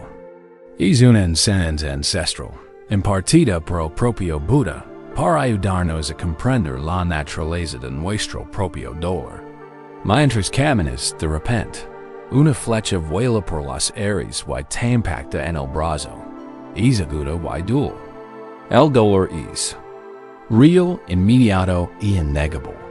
Judías, sientes la conmoción, el escozor, el latido de la herida. Esta, dijo Buda, es la primera flecha. Es el sufrimiento inevitable de la vida humana. Es la enfermedad que liga sin invitación. La relación que termina. El proyecto que fracasa. El sueño que se pospone. Son las malas noticias. El reves inesperado. La noche solitaria. Estas primeras flechas son parte natural de la experiencia humana. Están introducidas en la esencia misma de la existencia. Estar vivo y ser vulnerable a la guayán ocasional de una primera flecha. Pero ¿qué pasa después? ¿Qué hacemos la mayoría de nosotros en el instante en que se la primera flecha? Casi inmediatamente, sin siquiera pensarlo, metemos la mano en nuestro carcaj. Sacamos una segunda flecha, y la disparamos directamente a la misma herida. Esta segunda flecha está envenenada con el veneno de nuestra mente. Es la flecha de nuestra reacción, nuestro juicio, nuestra historia. Mientras palpita el dolor de la primera herida, nos susurramos, ¿por qué yo? Esto no debería haber pasado. Debí haber hecho algo para merecerlo. Esto es una catástrofe. Lo arruiné todo. Soy tan estúpida por seguir ese camino. Nunca me recuperar de esto. Mi vida se acabó. Y ahora, el dolor se duplica. Se triplica. Se magnifica mil veces. Existe el dolor físico real de la primera flecha. Pero ahora también está el inmenso sufrimiento opcional de la segunda. El sufrimiento de la culpa, del arrepentimiento, del miedo, de la autocompasión, de la desesperación. La primera flecha fue dolorosa, la segunda es una tortura. Y es completamente autoinfligida. Hagamos realidad esta enseñanza. Imaginemos a dos soldados en medio de una gran batalla. El aire está cargado de humo, y el entrechocar del acero. Ambos soldados luchan con violencia cuando una flecha enemiga los alcanza en la pierna. La primera flecha los alcanza a ambos. Su experiencia hasta ese momento es idéntica. Pero al instante siguiente, sus caminos se separan por completo. El primer soldado siente un dolor agudo y punzante. Emite un grito y evalúa de inmediato su situación. Se esconde tras una gran roca. Su entrenamiento lo domina. Sabe que el pánico es el enemigo. Respira hondo, luchando contra la conmoción. Examina la herida con atención. La flecha está aquí, piensa. Hay que extraerla. Hay que limpiar la herida. Debo detener la hemorragia. Su atención se centra en la realidad práctica y inmediata de la primera flecha. El trabajo es doloroso y difícil, pero evidente. Rompe la asta de la flecha. Venda la herida firmemente con una tira de tela de su túnica y comienza el lento y doloroso proceso de regresar con el cirujano del campamento.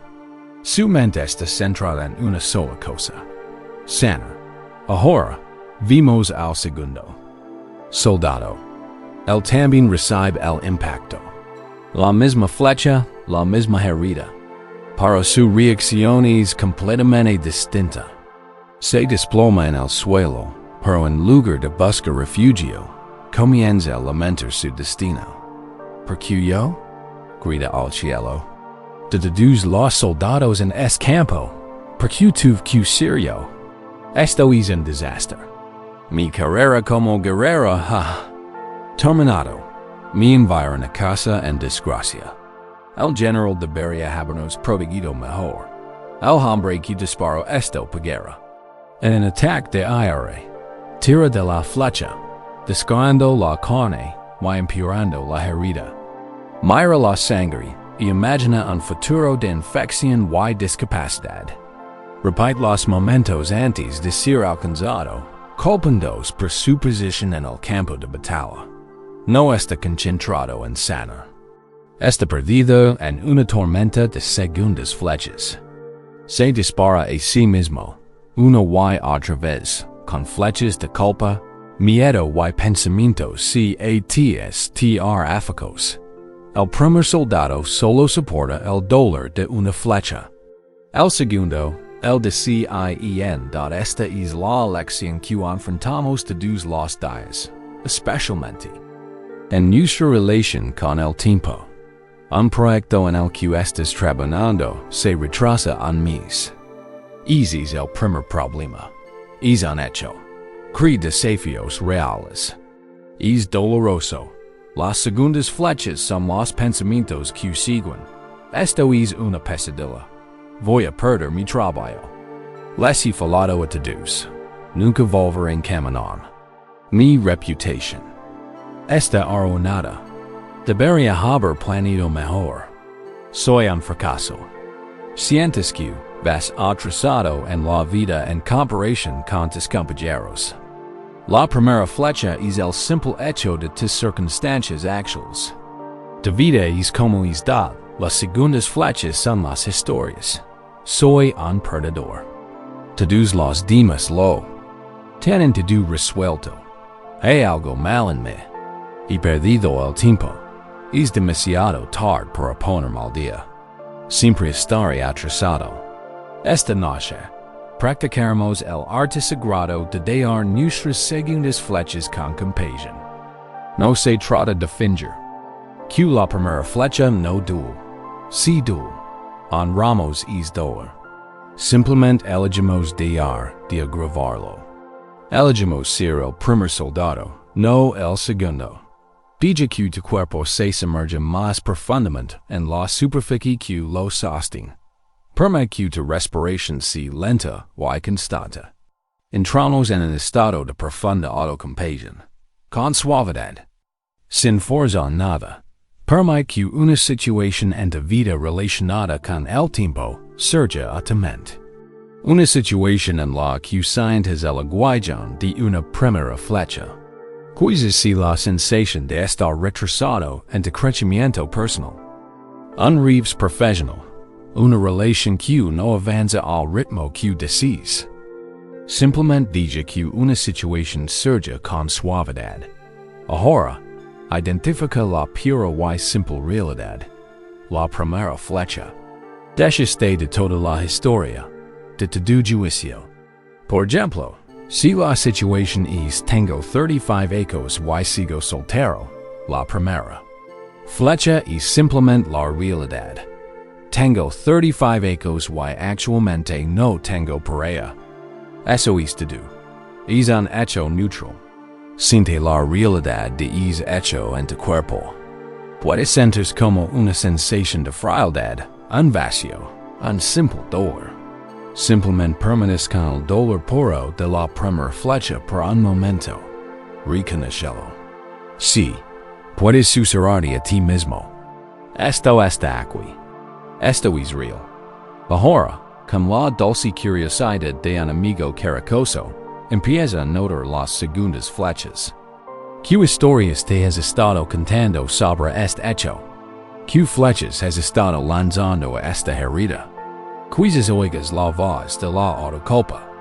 Debería haberme esforzado más. Soy demasiado difícil. Perdí mi oportunidad. Esa es una segunda flecha. Quizás sientes el aguijón de la comparación. Todos los demás están casados y tienen hijos. Yo estoy muy atrasado. Esa es una segunda flecha. Quizás sientes el frío de un futuro catastrófico. Terminar solo. Nunca ser feliz. Esa es una segunda flecha. No te juzgues por tener estos pensamientos. Todos los tenemos. Simplemente. Reconócelos como lo que son. No son la verdad. Son añadidos opcionales a la verdad. Son heridas autoinfligidas. Y ahora practicamos la liberación. Visualiza mentalmente una de estas segundas flechas. Quizás si la flecha de estoy detrás. Mírala con claridad. Observa la punta afilada de su juicio. La flecha pesada de su historia. Y ahora, con un acto consciente de voluntad, con una intención suave pero firme, decide soltarlo. No tens que lucker contra el. No tens que discutir canal. simplemente. Olgar. Imaginalo en tu mano y simplemente abre los dedos. Dialo caer al suelo lleno de ti. Respira hondo. Y al exhalar, imagina que esa flecha se disuelve. En polvo, arrastrada por el viento. Ya no. Tin poder saber te da la primera flecha.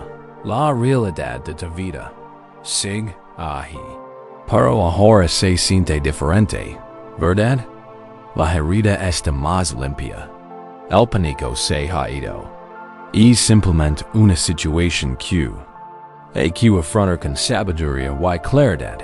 No una catástrofe que hay que soportar. Entendemos otra. Busca otra flecha que hayas estado usando. Quizás si la flecha de perdí tanto tiempo. Mirala. Siente su peso, su arrepentimiento. Y de nuevo, con una intención suave, abre la mano. Suéltala. Exhala y deja que se disuelva. Estás eligiendo. Dejar de castigarte por el pasado. El pasado no se puede cambiar, pero tu sufrimiento por él puede terminar ahora mismo. Con cada flecha que lanzas, recuperas tu paz. Recuperas tu poder. No niegues la realidad. La enfrentas con valencia y gracia, sin el peso adicional y aplastante de la autoagresión. Esta es una práctica de profunda compasión. Es curar tu propia herida con las manos tiernas de un sanador, en lugar de los puños errados de un crítico. Descansa aquí, en esta nueva y espaciosa paz. La primera flecha puede que en este ají. Un dolor sordo en tu corazón. Pero el dolor frenético y agonizante de las segundas flechas está disminuyendo. Y en el espacio que se abra, algo nuevo puede surgir. Claridad, paciencia, amor propio. Te das cuenta de que tienes todos los recursos necesarios para lidiar con la realidad de la primera flecha. Una vez que dejes de malgastar tu energía luchando contra los fantasmas de la segunda. Esta práctica lo cambia todo. Significa que, pase lo que pase en la vida, pase lo que pase en el tiempo, tienes la clave de tu propia paz. El mundo puede lanzar sus primeras flechas. Es su naturaleza. Pero puedes hacer un voto sagrado aquí. Y ahora, de no volver a lanzar una segunda flecha a tu corazón. Cuando sientes el dolor de un revés, puedes elegir afrontarlo con la serena claridad del primer soldado. Puedes curar la herida, aprender la lección y concentrar en el siguiente paso sabio. Y al hacerlo, construyes una profunda y inquebrantable estabilidad dentro de ti. Te vuelves como el océano profundo, que puede recibir la lluvia y el viento. En su superficie, pero cuyas profundidades permanecen completamente tranquilas, completamente impasibles. Y en esta práctica, al dejar las segundas flechas, construyes una estabilidad profunda e inquebrantable dentro de ti. Te vuelves como el primer soldado, tranquilo y lucido ante los desafíos de la vida. Te vuelves como el jardinero sabio, cuidando tu mente con delicadeza. Y esta estabilidad, esta fortaleza interior, es como cultivar una profunda quietud en el centro mismo de tu ser. Es una quietud que puede contener las tormentas más violentas. Se convierte en tu santuario. Pero vivimos en un mundo que conspira constantemente para sacarnos de ese santuario. La vida está llena de pequeñas inquietudes, de caos superficial. Es el correo electrónico frustrante que liga justo cuando encuentras la paz. Es el estridente sonido de una sirena en la calle. Es el comentario descuidado de un ser querido que deja una pequeña y aguda punzada. Es el interminable flujo de noticias, una marea constante de ansiedades ajenas que invade tu mente. Cada una de estas es una pequeña ola. Por sí sola, no es gran cosa. Para una ola tras otra nos golpea todo el día. Why podemos terminar sintiéndonos maltratados, zaranderos? Why completamente desorientados? Nos sentimos reactivos, inestables, como un pequeño corco flotando en un mar agitado, con nuestro ánimo y nuestra paz completamente inmerso en la siguiente ola impredecible. Vivir así es completamente agitador. Es la sensación de no tener ancla. En hay timen, en hay aguas profundas biotis pais. Esta noche, aprenderemos a encontrar esas aguas profundas. Descubrimos que bio la superficie caótica y siempre cambiante de nuestras vidas. Existe un lugar de inmensa, profunda y eterna calma. Y la clave para acceder a él es la cualidad sublime conocida en las enseñanzas budistas como peka, o unanimidad en Occidente, la equanimidad suele malinterpretarse. La confundimos con indiferencia, con frío desapego, con indiferencia, pero no es así en absoluto. La verdadera equanimidad no consiste en sentir menos, consiste en sentir todo, con mayor amplitud. Es un equilibrio mental profundo e inquebrantable. Una quietud radiante que puede albergar tanto el dolor como la alegría, la alabanza como la culpa, el éxito y el fracaso, sin ser derribada. No es un estado rígido y rígido. Es un corazón vasto, abierto y compasivo, que ha encontrado su ancla en una verdad más profunda que las circunstancias cambiantes del día. Es la sabiduría del océano. Imagina por un momento que tu ser, tu mente, tu cuerpo, tu espíritu es el océano. Piensa primero en su superficie. La superficie del mar es un lugar de constante movimiento y dramatismo. En un día brillante y soleado, brilla con un millón de diminutos diamantes de luz. Ondas gigatones que danzan sobre su superficie. Este es mente en un estado de alegría, emoción y inspiración. Entonces, se levanta el viento. Las ondas gigatones se convierten en olas agitadas, golpeando unas contra otras en un frenesí desorganizado. Este es mente en un estado de irritación, de frustración diaria, de sentirse abrumada por pequeñas tareas. Entonces, se desata una tormenta. El cielo se oscurece. Las olas se convierten en enormes montañas de agua verde y gris. Resonan estruendosos estalidos al estrellarse contra la orilla. La superficie es una escena de inmenso poder, violencia y caos. Este es mente en un estado de aire dolor y profundo, y diodad. La superficie del océano está en constante cambio. Reacciona constantemente a las condiciones que la rodean, al viento, a la luna, al sol, a los barcos que la cercan. Y aquí es donde la mayoría de nosotros vivimos. Toda nuestra vida vivimos en la superficie, identificándonos completamente con las olas siempre cambiantes de nuestros pensamientos y emociones. Cuando es buen tiempo, somos felices. Cuando es mal tiempo, nos sentimos miserables. Creemos que son las olas. Pero, esa es una parte muy pequeña de la verdad del océano. Andémonos ahora. Diga que tu conciencia es una pesada piedra, suavemente sumergida en el agua.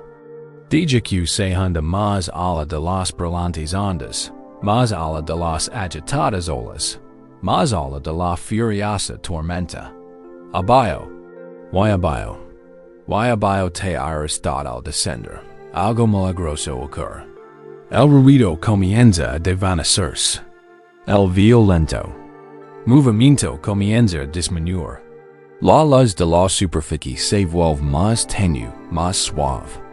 Te hundes más profundamente en el fresco y verde crepúsculo de las aguas intermedias. Aquí, La fuerza de la tormenta es solo un lieve estado balancio. El caos es un recuerdo. Y sigs hundiendo, más profundo en la vasta silenciosa y profunda oscuridad del abismo. Acquiabayo, asintos de paz bio la superficie, no hay tormenta, no puede haber tormenta. El peso del agua crea una zona de absoluta quietud, de inmensa y poderosa calma. No es una oscuridad vacía, es una oscuridad plena y potente. Es un lugar de profunda paz. Acquiabayo no hay olas.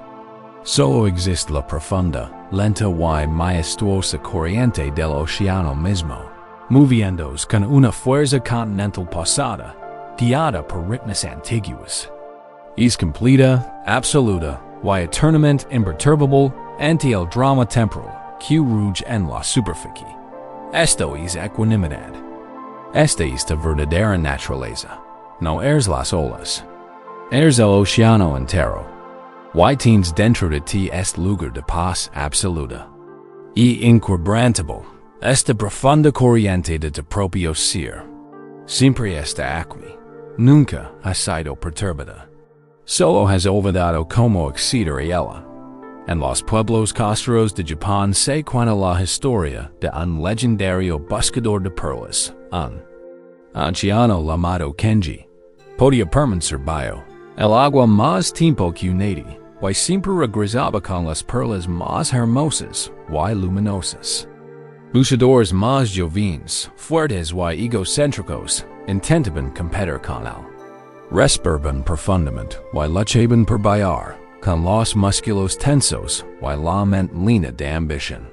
Se agitaban en las aguas superficiales, luchando contra las corrientes, agitando su energía en cuestión de segundos. Subían a la superficie resoplando, exhaustos, con las manos vacías.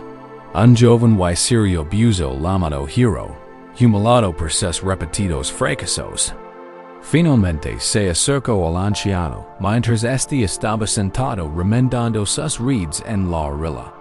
Maestro Kenji, comenzó Hiro, haciendo una reverencia respetuosa. No lo entiendo. Soy más fuerte que usted. Mis pulmones son más jóvenes. Pero lucho contra el mar y siempre me vence. Te pareces deslizarte en él como un susurro y regresas con tesoros. ¿Cuál es tu secreto? Kenji levantó la vista, con los ojos arrugados como las marcas de arena de la María Baja. Ah, Dio con voz suave.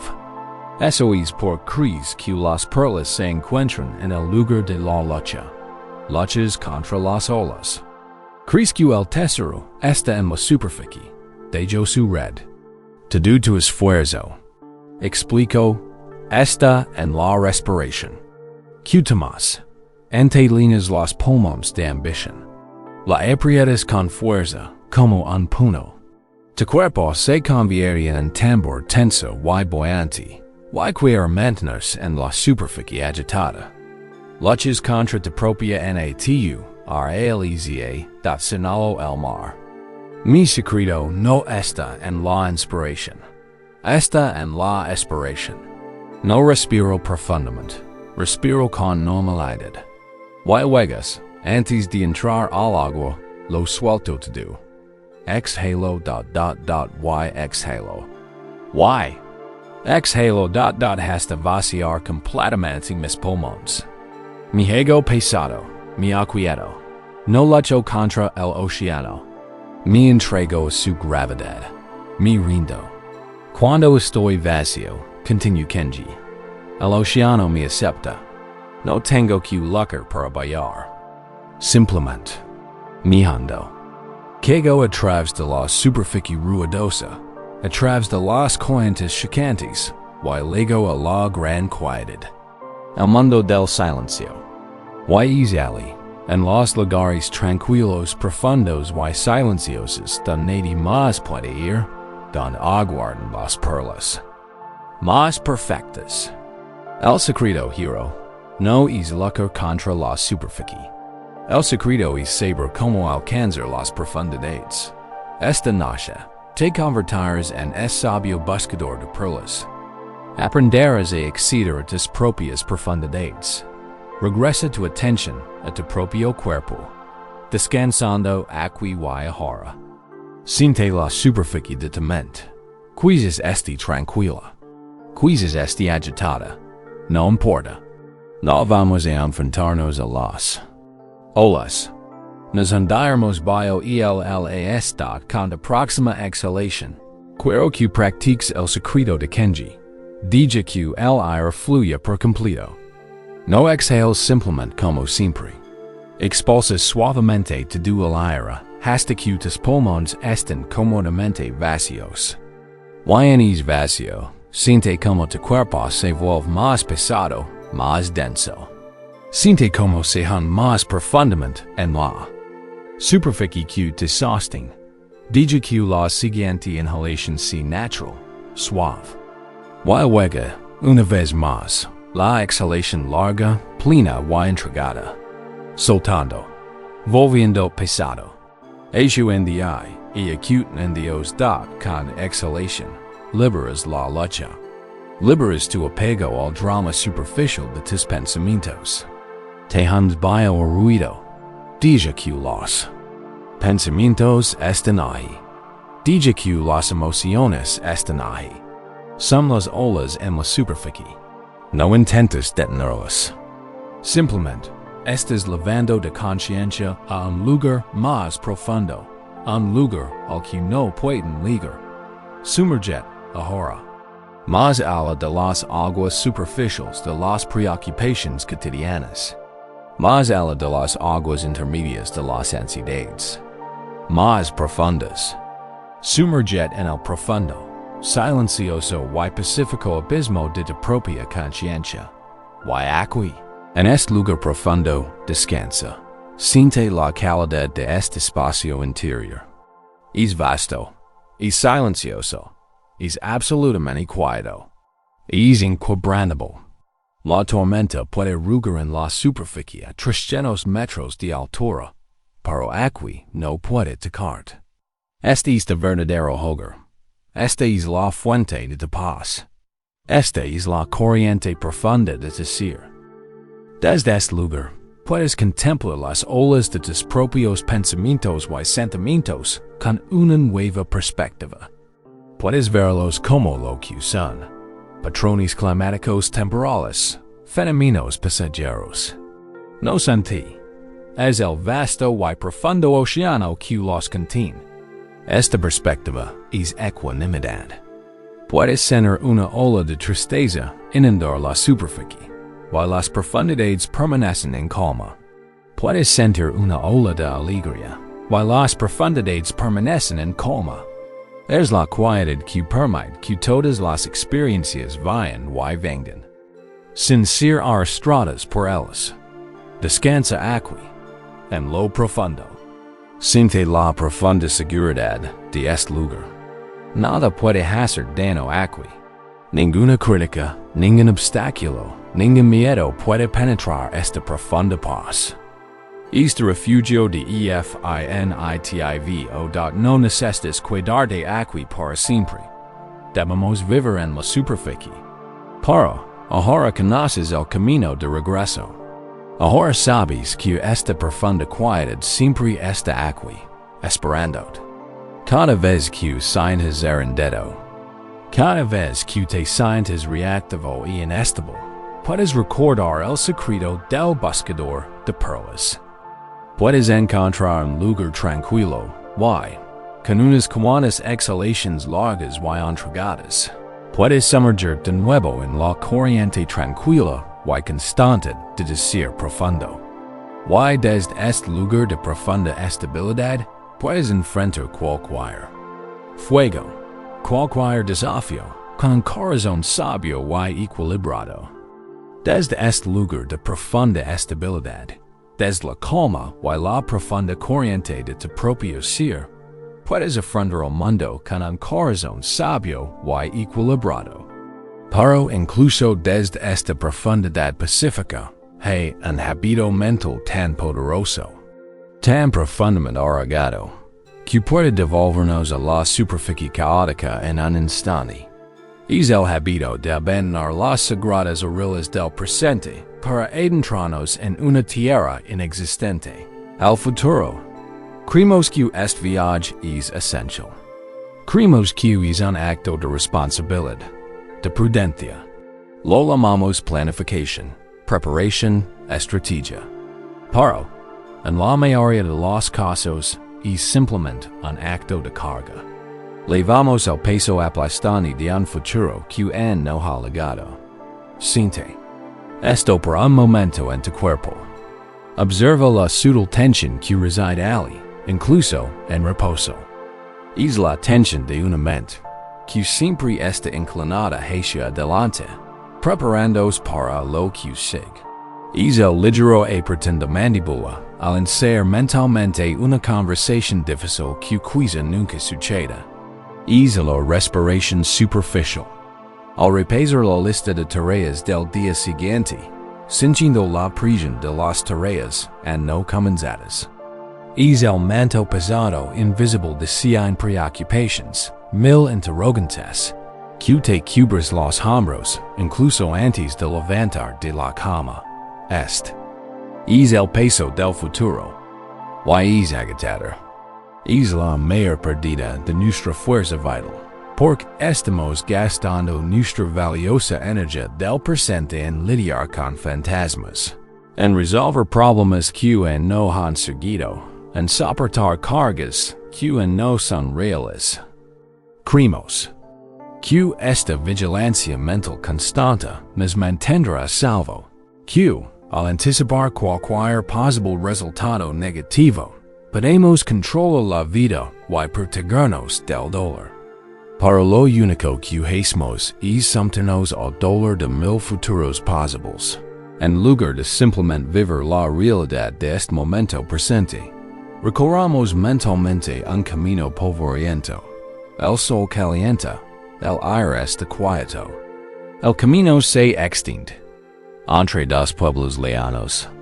Es un largo viaje. Por este camino vaya un rico comerciante. No camina sino que manda.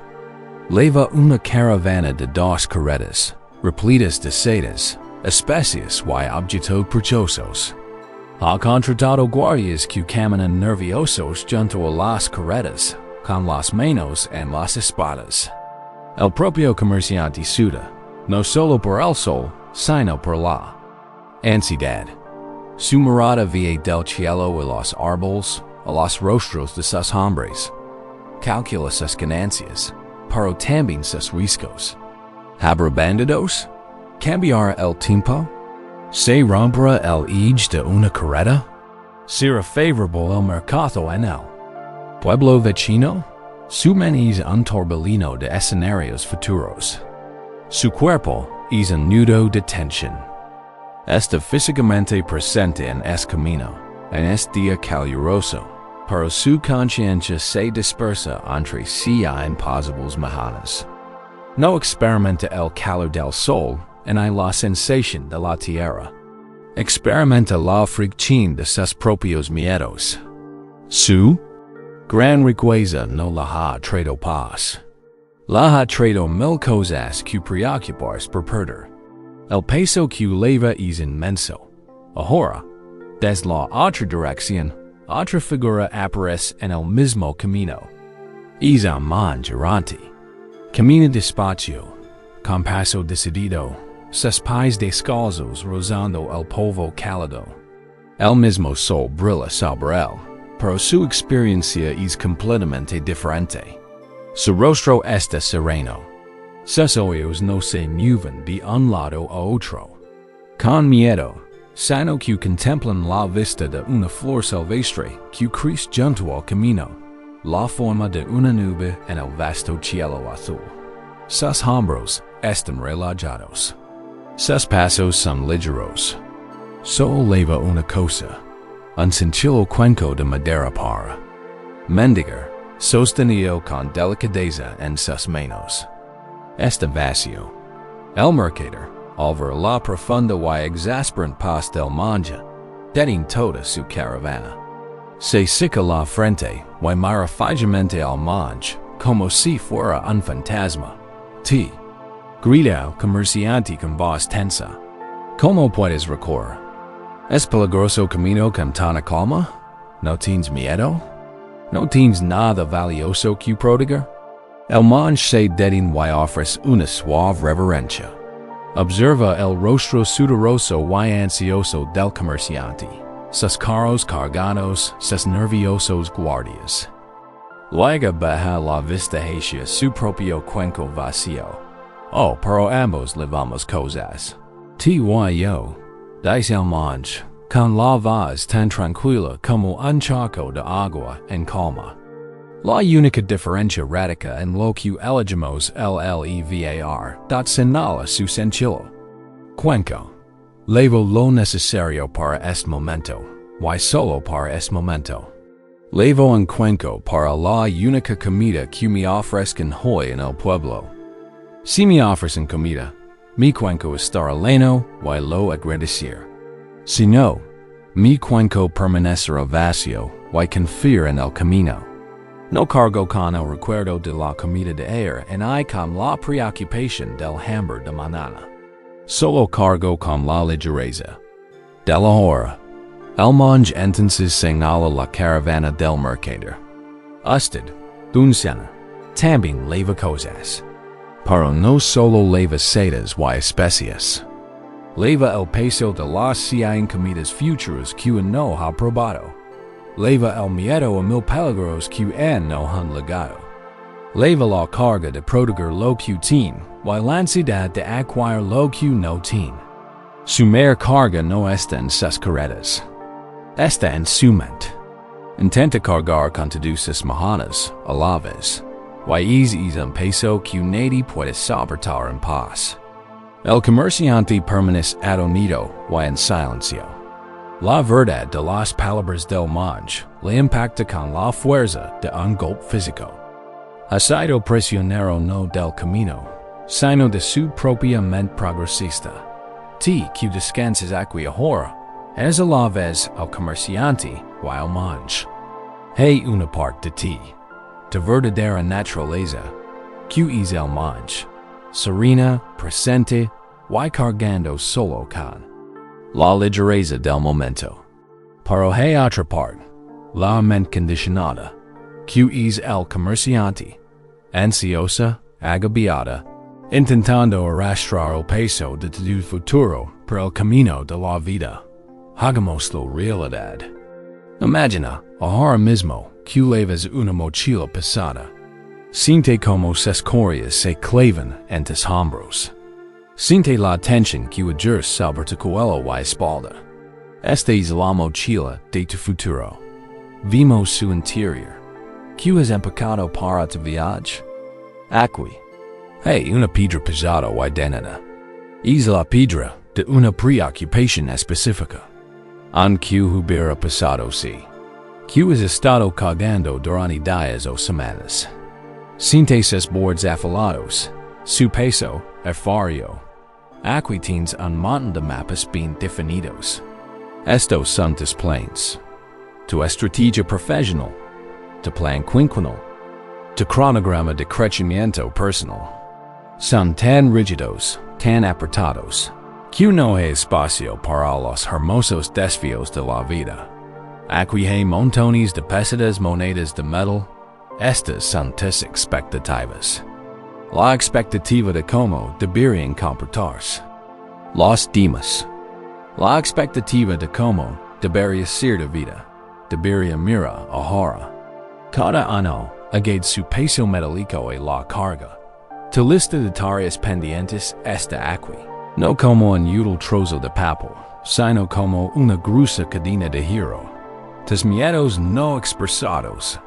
Sobre la salud, sobre el dinero, sobre el amor. No son solo pensamientos. Son objetos pesados y densos que has elegido colocar en esta mochila y llevar contigo. Cada momento de cada día. ¿Te extraña que estés cansado? ¿Te extraña que el descanso te resulta tan difícil? ¿Has estado intentando dormir con una mochila? Lina de piedras, y cadenas. Pero esta noche puedes tomar una decisión diferente. Puedes seguir la sabiduría del monje. No tienes que tirar la mochila para siempre. Solo tienes que dar cuenta de que no necesitas cargarla ahora. Simplemente puedes diarla. Practicamos este acto de profunda autocompasión. Presta plena atención a las sensaciones físicas de esta mochila imaginaria. Siente las correas en tus hombros. Siente el peso en tu columna. Siente donde reside esta tensión en tu cuerpo físico ahora mismo. Un nudo entre los omóplatos, una presión en el pecho, un nudo en el estómago. Simplemente obsérvalo, sin juzgarlo. Puedes decir de ti mismo, ahí está, el peso del futuro. Ahora, toma una respiración lenta y profunda. Y mientras exhalas, una respiración larga, completa, y con un suspiro. Imagina que estás encogiendo los hombros hacia adelante, y permitiendo que las correas de esa mochila se deslicen por tus brazos. Con un suave ruido sordo, imagina la mochila aterrizando en el suelo a tu lado. Está hecho. Lo has escrito. Respira hondo de nuevo. Un respiro de libertad. Un respiro en el espacio donde antes estaba el peso. Siente el alivio inmediato en los hombros, el cuello y la espalda. Siente la ligereza. Siente la liberación, por primera vez. En mucho tiempo, te encuentras en el camino del presente sin tu carga. Todas tus preocupaciones, tus planes, tus expectativas, tus miedos sobre el mañana, están todos a salvo en la mochila, ahí mismo, en el suelo. No han sido destruidos. No has abandonado tus responsabilidades. Simplemente has tomado la sabia y compasiva decisión de dejar de cargar con ellas, solo por esta noche. Solo por este periodo de descanso. Deja que esta sensación de ligereza se extienda por todo tu cuerpo. Ya no eres el comerciante, agobiado y ansioso. Eres el monje. Y en tus manos solo sostienes una cosa, un cuenco vacío. Este cuenco vacío es el momento presente. No está lleno del desorden del mañana. Es espacioso. Está abierto. Es receptivo. Está listo para recibir lo que este momento nos ofrezca. Y así, la paz de una mente suave, el suave ritmo de tu propia respiración, o el regalo de un sueño profundo y reparador. Descansa en esta ligereza.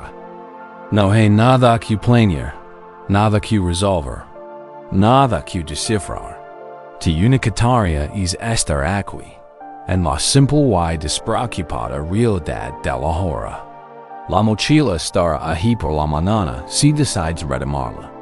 Pero quizás descubres que no necesitas volver a guardar todas las piedras.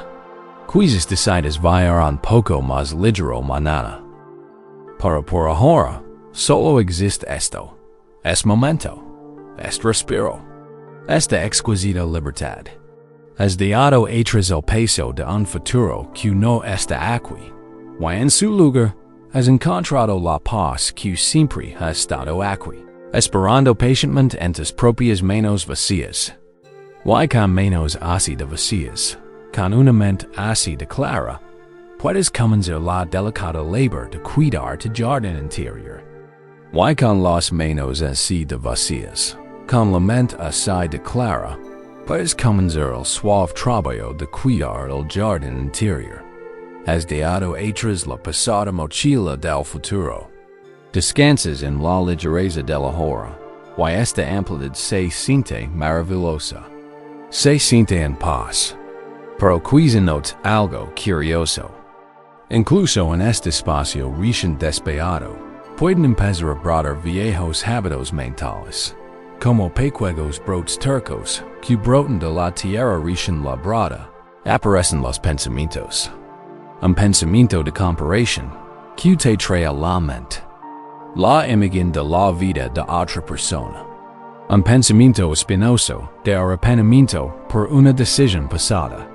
Una enredadera de impaciencia que crece rápidamente y se enreda, preguntando cuándo durará esta paz y cuándo comenzará finalmente.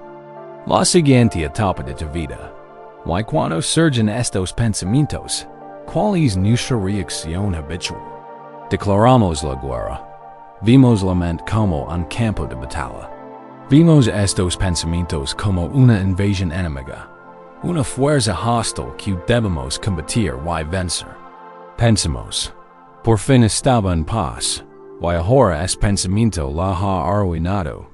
Tengo que deshacerme de él. Sacamos nuestras armas mentales. Intentemos suprimir el pensamiento, reprimirlo en la oscuridad. Intentemos discutir con él, demostrar su error con la lógica. Intentemos silenciarlo por vergüenza. Y entramos en una batalla feroz, agotadora y imposible de ganar contra nosotros mismos. Creemos que la paz es un estado de ausencia de pensamientos negativos, y por eso luchamos sin cesar para lograr ese silencio imposible y estero. Esta lucha, esta guerra interna, es una de las fuentes más profundas de nuestra ansiedad. Sentimos que estamos fracasando porque no podemos vencer en nuestra propia mente. Pero ¿y si toda la premisa es errónea? ¿Y si la mente no es un campo de batalla por conquistar? ¿Y si es algo mucho más apacible, más orgánico y más vivo? ¿Y si la mente fuera un jardín? Imagina esto. Un hermoso jardín amarelado, regado por una luz suave y delicada. La tierra es oscura, rica y fértil. Este jardín es de mente. Y como la tierra es tan fértil, tan llena de vitalidad, aquí crecen cosas de forma natural. De todo tipo en este jardín es plantado intencionalmente hermosas flores. Esta la fragante rosa blanca de la compasión, el alto y robusto girasol de la Valencia, la delicada lavanda purpura de la paz, y en el centro, la flor más sagrada de todas, el loto del presente, cuyos pétalos se abren lentamente. Pero como la tierra es fértil, otras cosas también brotan sin ser invitadas, malas hierbas. Este el cardo espinoso de la comparación, la amarga hierba mora del arrepentimiento, la hidra rastrera y estranguladora de la impaciencia. Aborrecen no porque es fracasado como jardinero, sino simplemente porque las condiciones para el crecimiento son perfectas. El jardín está vivo. Visitemos un jardín como este. Se encuentra entre los muros de un antiguo monasterio. Durante 50 años ha sido cuidado por un solo monje, un hombre tan en sintonía con los ritmos de la tierra que casi parece parte del jardín mismo. Su nombre es Anan, un joven novicio recién llegado al monasterio, es asignado a trabajar con él. El novicio es serio y está profundamente preocupado.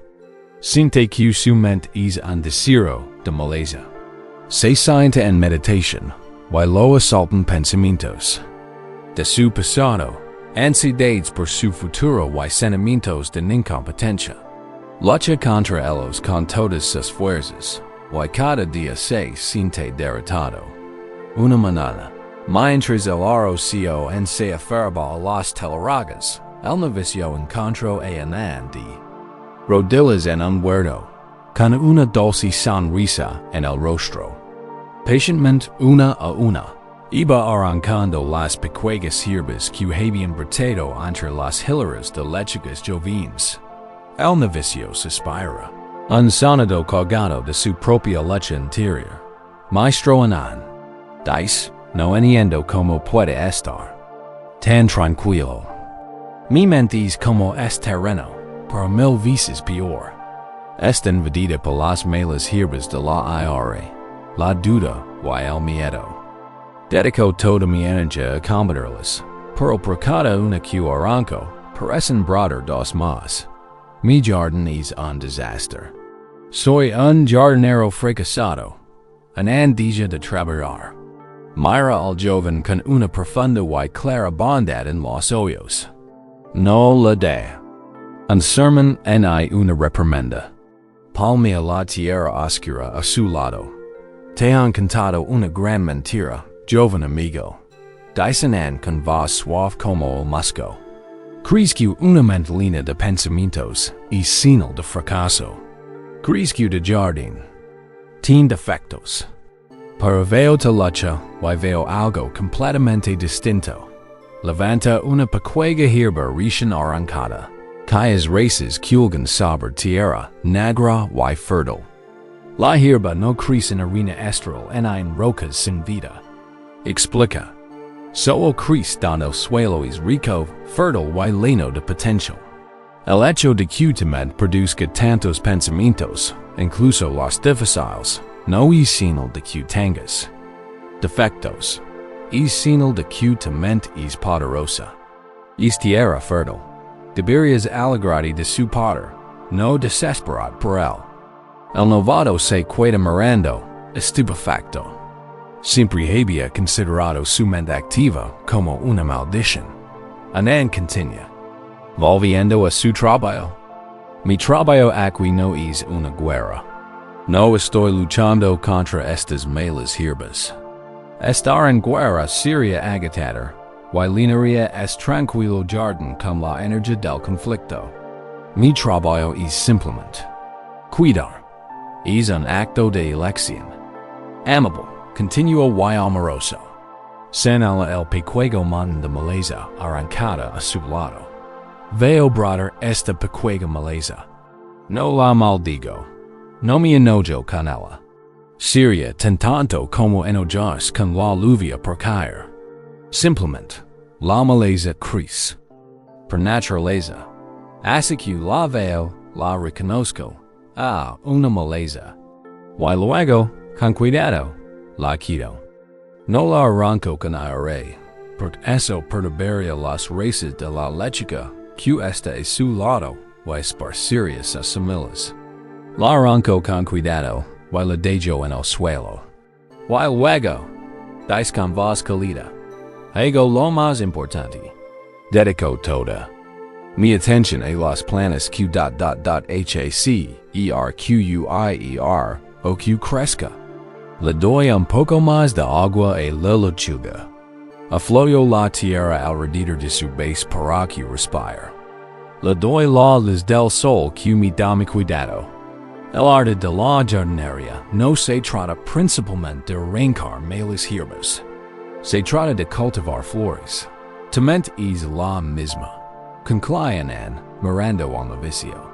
No luches contra los pensamientos. Solo te agitarás.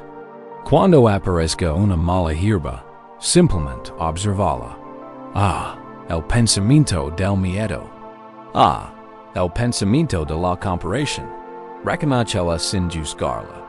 Y luego, con suavidad, retira tu energía de ella y centra tu atención, tu cuidado, tu enfoque amoroso en la flor que deseas cultivar. Ponla en tu respiración. Ponla en la sensación de paz en tu corazón. Ponla en un sentimiento de gratitud. Riga lo que quieres que crezca. La mala hierba siempre brotará, amigo mío. Pero nunca se apoderará del jardín si les dedicas tu amor a las flores. El novicio observa al viejo maestro y, por primera vez, siente esperanza. Había estado intentando crear un jardín perfectamente estéril, una tarea imposible. El maestro simplemente cuidaba uno vivo, con paciencia y amor.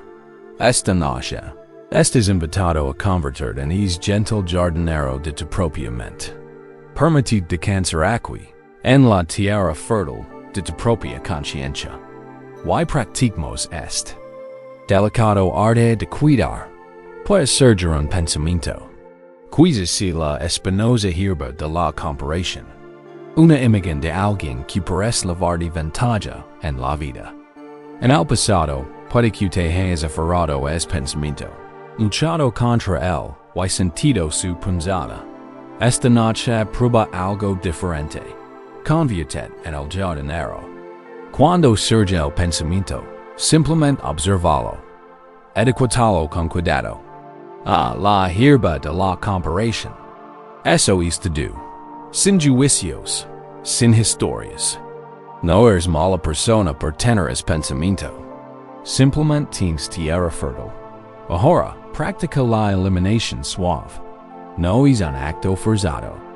Es simplemente un cambio de enfoque. Retiras la luz de tu atención de la maleza. No tienes que regarla con más atención. No tienes que analizarla. Simplemente déjala estar y dirige tu mirada amorosa a otra parte. ¿A dónde la diriges? La diriges hacia una de tus flores. Dirige tu atención a la sencilla y sagrada flor de tu propia respiración. Siente el suave subir y bajar de tu abdomen. Esto es real. Esto es aquí. Esto es ahora. Al poner tu atención aquí, estás regando esta flor. Estás cultivando la paz del momento presente. La maleza de la comparación, privada de tu atención, perderá su poder de forma natural. Puede que sea marcada sola. Puede que siga ahí, pero no estés enredado con ella. Podría surgir otro pensamiento. La amarga hierba del arrepentimiento. El recuerdo de un error pasado. Un giro equivocado en tu camino. La vieja costumbre sería masticar esta hierba. Saborear su amargura una y otra vez. Envenenando tu present. Para el jardinero no es esto. Simplemente lo nota. La hierba del arrepentimiento. Reconoce su familiar y amargo aroma. Y luego, con suavidad y amor, se aparta. Y centra su atención en otra flor. Cuis es la flor de la sensación física. La sensación de calor en tus manos. La sensación de la suavemente contra tu piel. Estás regando la flor de la presencia corporal. Te estás anclando en la realidad viva de ese momento. La hierba del arrepentimiento es un fantasma del pasado. Esta mente es real. Esta calidez es real. Te eliges la realidad. Esta es la práctica. Es tan simple y, a la vez, tan profunda. Es un acto continuo de elección suave y amorosa.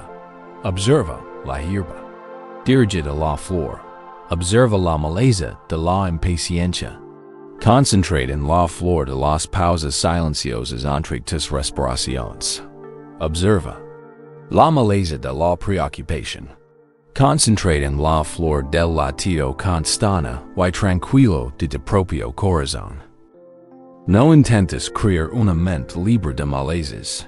Cultivas una mente donde las flores son tan sanas, vibrantes y cuidadas que las malezas se vuelven insignificantes.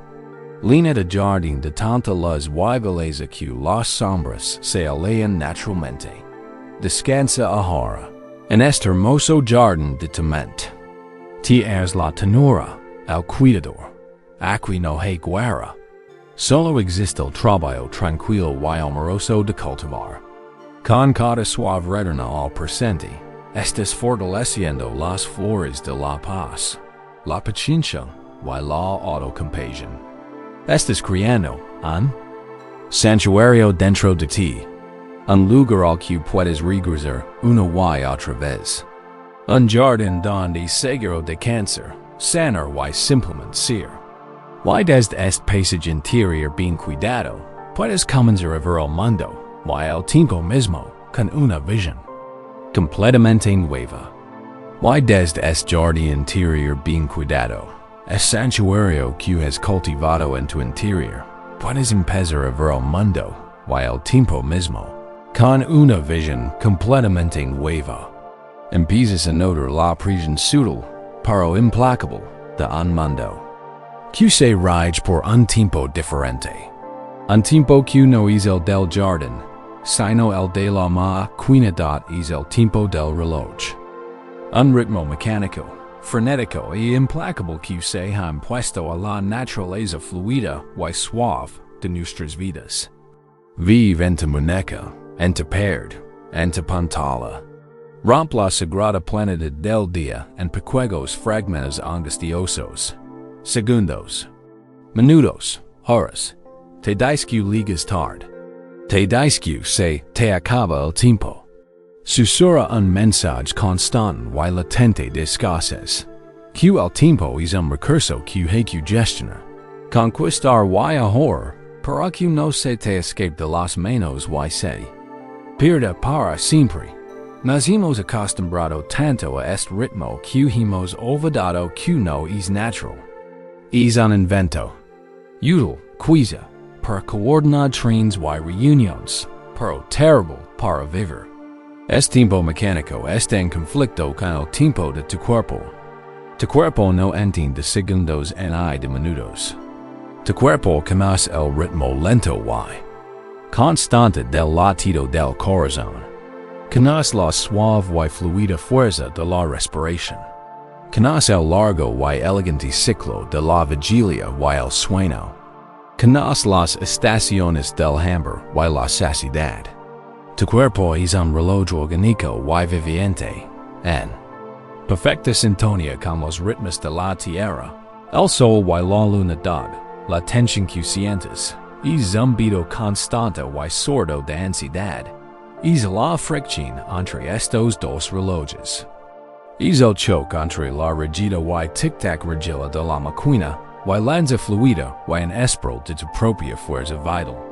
Nos han enseñado a obedecer el reloj exterior, y al hacerlo, hemos olvidado cómo escuchar el reloj interior, mucho más sabio y antiguo.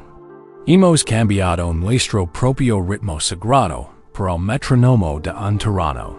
Viajemos mentalmente a una ciudad, un lugar donde el reloj mecánico reina.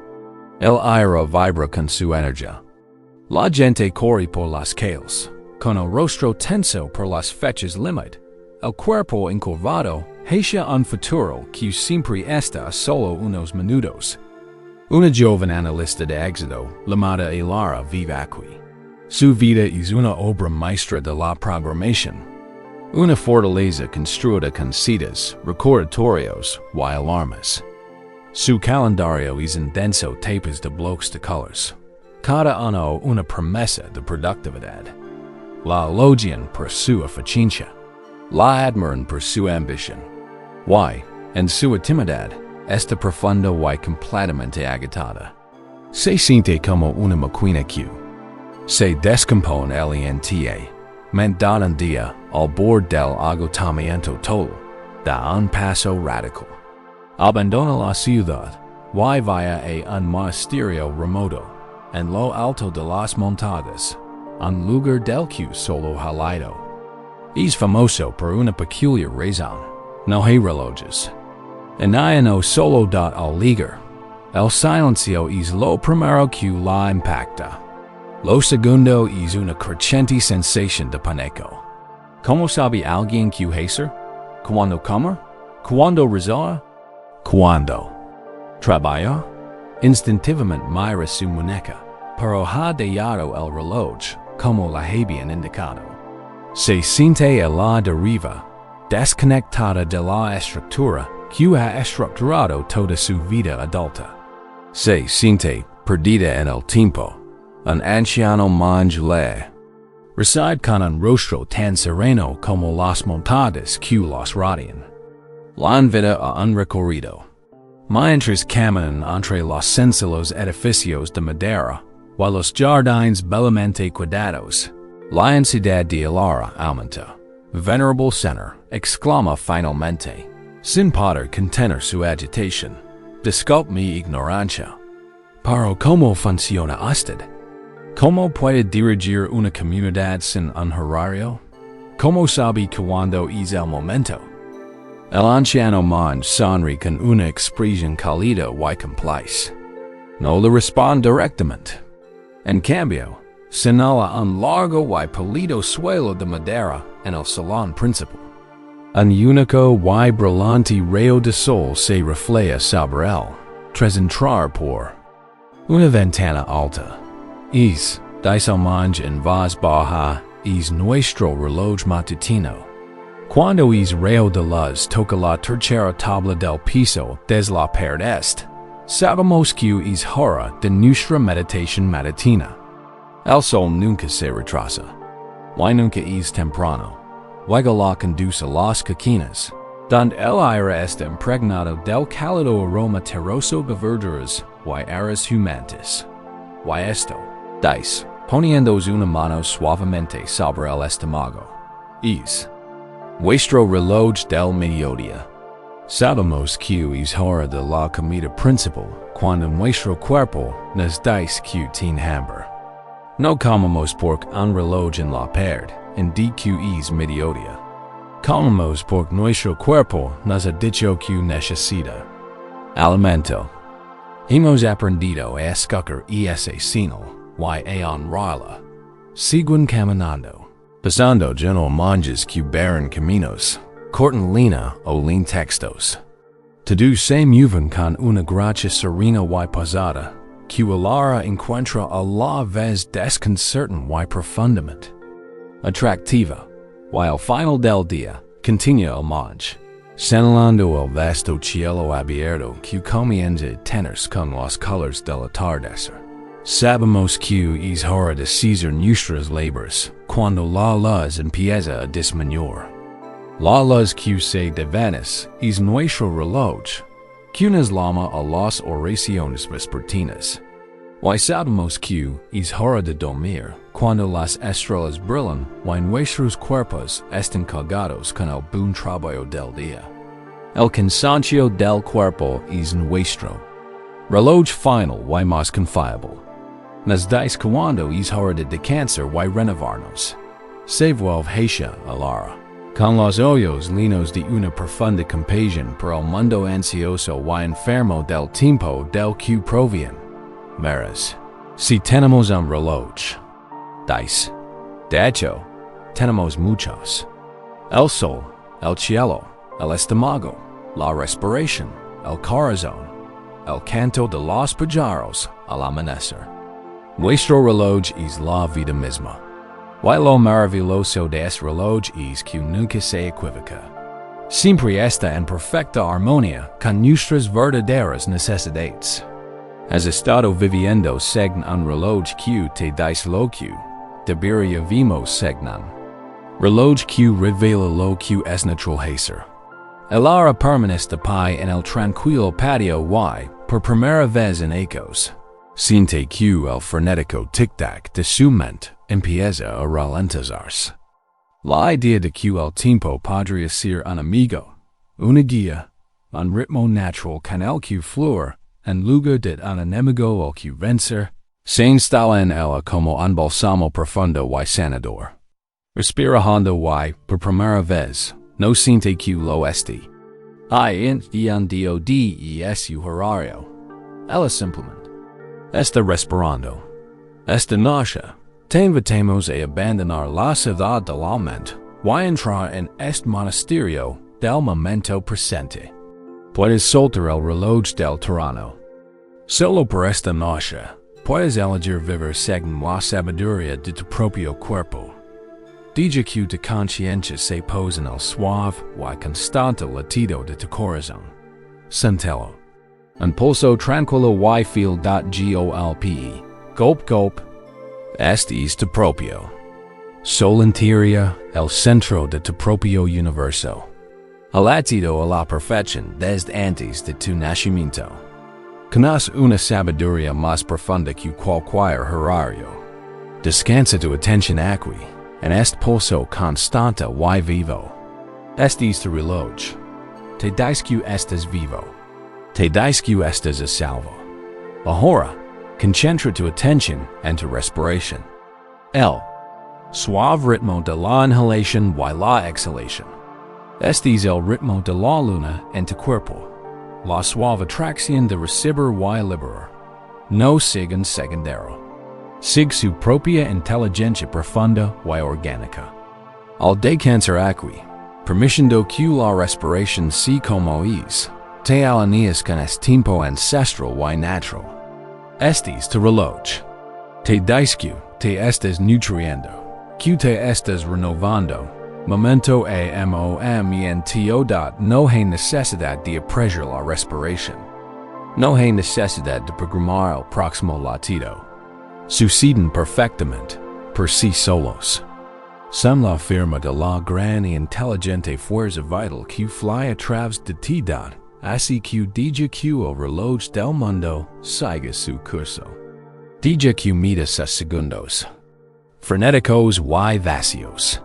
Caresta poder aquí, el santuario de tu propio ser.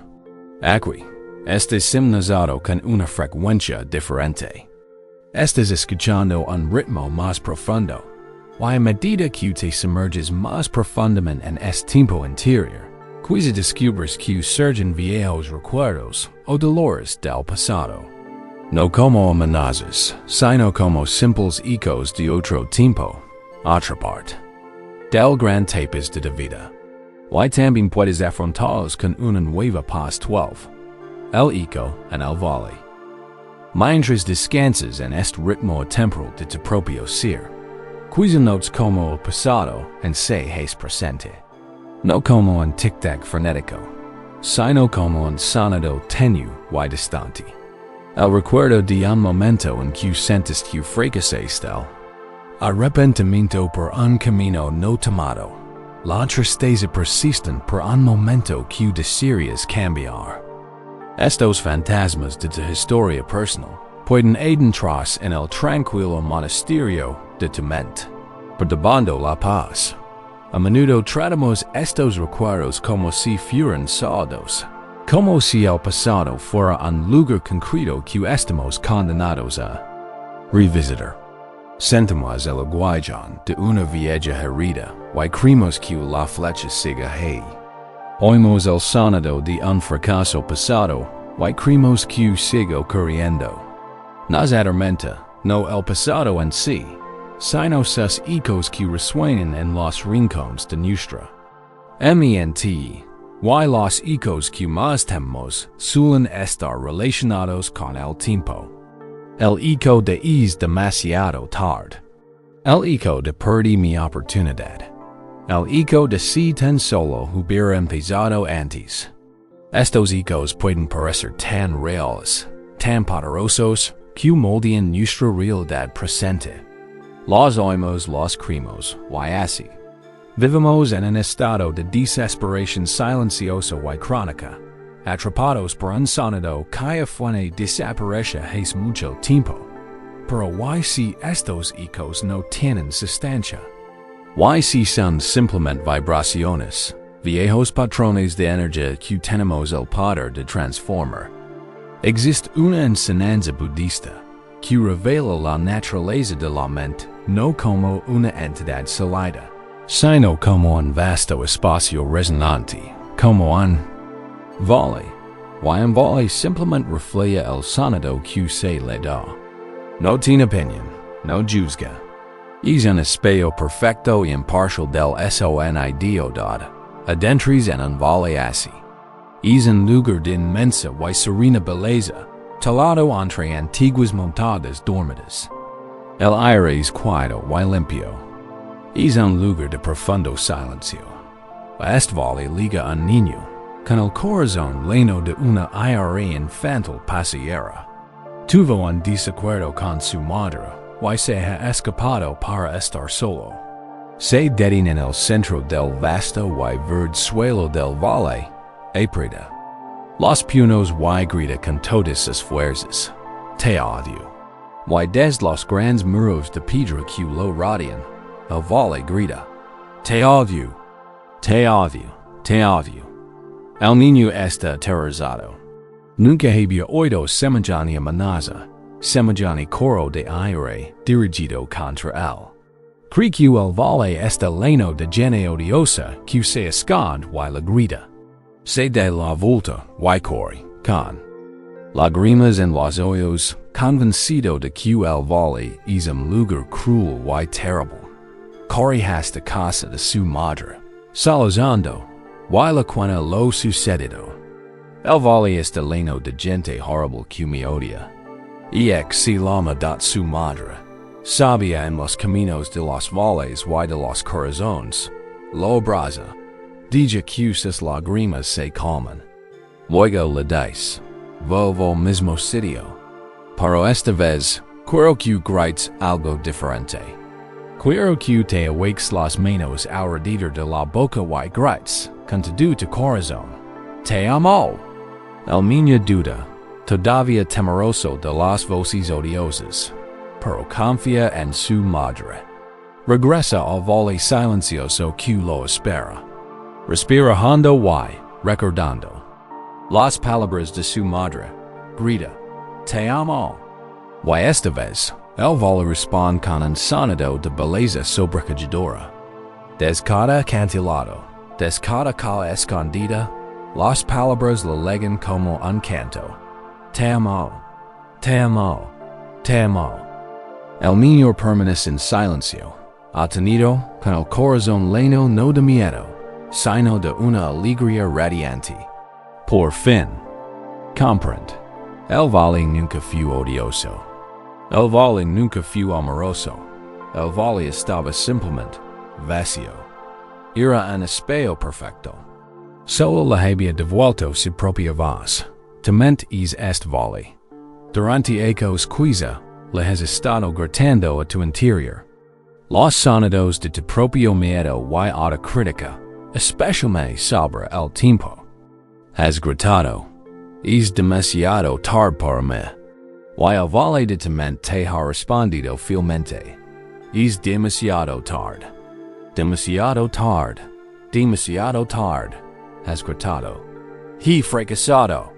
Y el valle ha respondido. Fracas. Fracas. Fracas. Y el oír estos ecos, has llegado a creer que son la verdad. Has llegado a creer que tu mente es un lugar cruel y crítico. Que es tu enemiga. Pero, como el niño, has malinterpreta. La mente no es tu enemiga. Solo te ha estado devolviendo tu propio sonido. Esta noche, tienes la oportunidad de cambiar el sonido. Eres quien se encuentra en el centro de tu propio valle. Tienes el poder de elegir que gritares en su vasto silencio que escucha. Practicamos. Esta ahora. Recuerda uno de esos ecos familiares y dolorosos que resuenan en la mente con respecto al tiempo. Quizás si el eco de estoy tan retrasado. Simplemente escalo y sonido antiguo, familiar y doloroso. Reconoce su presencia. Lo has escuchado muchas veces. Te ha causado mucho dolor. Ahora ves que esto es solo el eco de un sonido que ti mismo emites hace mucho tiempo. No es una verdad objetiva que te grita el universo. Es energía vieja que vibra en el espacio de tu mente. Y ahora presentaremos un nuevo sonido. No tiene que ser un grito fuerte. Puede ser un suave susurro. Pero debe estar lleno de una intención. Sincero y amable. Inhala lentamente. Y mientras exhalas, en silencio, en tu corazón, susurra en el valle de tu mente el nuevo sonido. Estoy exactamente donde necesito estar. Deja que es nuevo sonido viaje por la inmensidad de tu mente. Deja que toca las grandes y silenciosas paredes de tu conciencia. Y luego, escucha. Escucha el nuevo eco. Puede que al principio sea débil, porque el interior ha sido muy fuerte durante tanto tiempo, pero puede que lo oigas. Un suave y amoroso. Susurro que regresa a ti. Don necesito estar. Necesito esta. Estar. Siente el cambio en tu cuerpo al escuchar este nuevo eco. Una relajación. Una liberación. Una alegría serena. Estás transformando la atmósfera de tu mundo interior. Intentemos otra cosa. Quizás haya un viejo eco de he cometido tantos errores. Un sonido pesado y arrepentido que te ha mantenido estancado. Ahora lo reconoces. Y solo un viejo sonado, un viejo grillo. Ahora, respira y con profunda compasión por la persona que fuiste en el pasado. Susurra el nuevo sonado. Mi pasado ha sido mi maestro perfecto. Deja que se extienda. Y escucha el eco que regresa. Maestra. Perfecta ... maestra ... maestra. Siente como se deshacen las cadenas del arrepentimiento. Siente la calidez del auto perdón. No estás borrando el pasado. Lo estás replanteando. Estás transformando su energía de veneno en medicina. No se trata de mentirte a ti mismo. Se trata de elegir a qué verdad le dedicarás tu energía. Es cierto que has enfrentado desafíos. Es cierto que estás en un viaje. Pero es una verdad más profunda que cada paso de ese viaje, por difícil que sea, ha sido parte de tu desarrollo. Descansa ahora en este nuevo vole resonante. El aire se llena de los suaves y sanadores ecos del amor propio y la aceptación. Los viejos y dolorosos ecos no tienen poder aquí, a menos que decidas gritar su sonido de nuevo. ¿Y por qué lo harías? Has descubierto el secreto. Tú eres la fuente del sonido. Es poder de elegir tu sonido interior, tu dirección interior. Te brinda una profunda sensación de libertad. Significa que no estás atrapado por tu pasado. Significa que no eres víctima de tu propia mente. Significa que el camino hacia adelante no es una ruta fija y predeterminada que puedes encontrar sin éxito. El camino mismo se crea con el siguiente sonido que emites, con el siguiente paso que das. Mientras descansas en este ritmo temporal de tu propio ser, quizá notes como el pasado en se es presente. No como un tic-tac frenético, sino como un sonido tenue y distante. El recuerdo de un momento en que sientes que fracasaste. Arrepentimiento por un camino no tomado. La tristeza persistente por un momento que desearías cambiar. Estos fantasmas de tu historia personal pueden adentrarse en el tranquilo monasterio de tu mente, perturbando la paz. A menudo tratamos estos recuerdos como si fueran sólidos, como si el pasado fuera un lugar concreto que estamos condenados a revisitar. Sentimos el aguijón de una vieja herida, y creemos que la flecha siga ahí.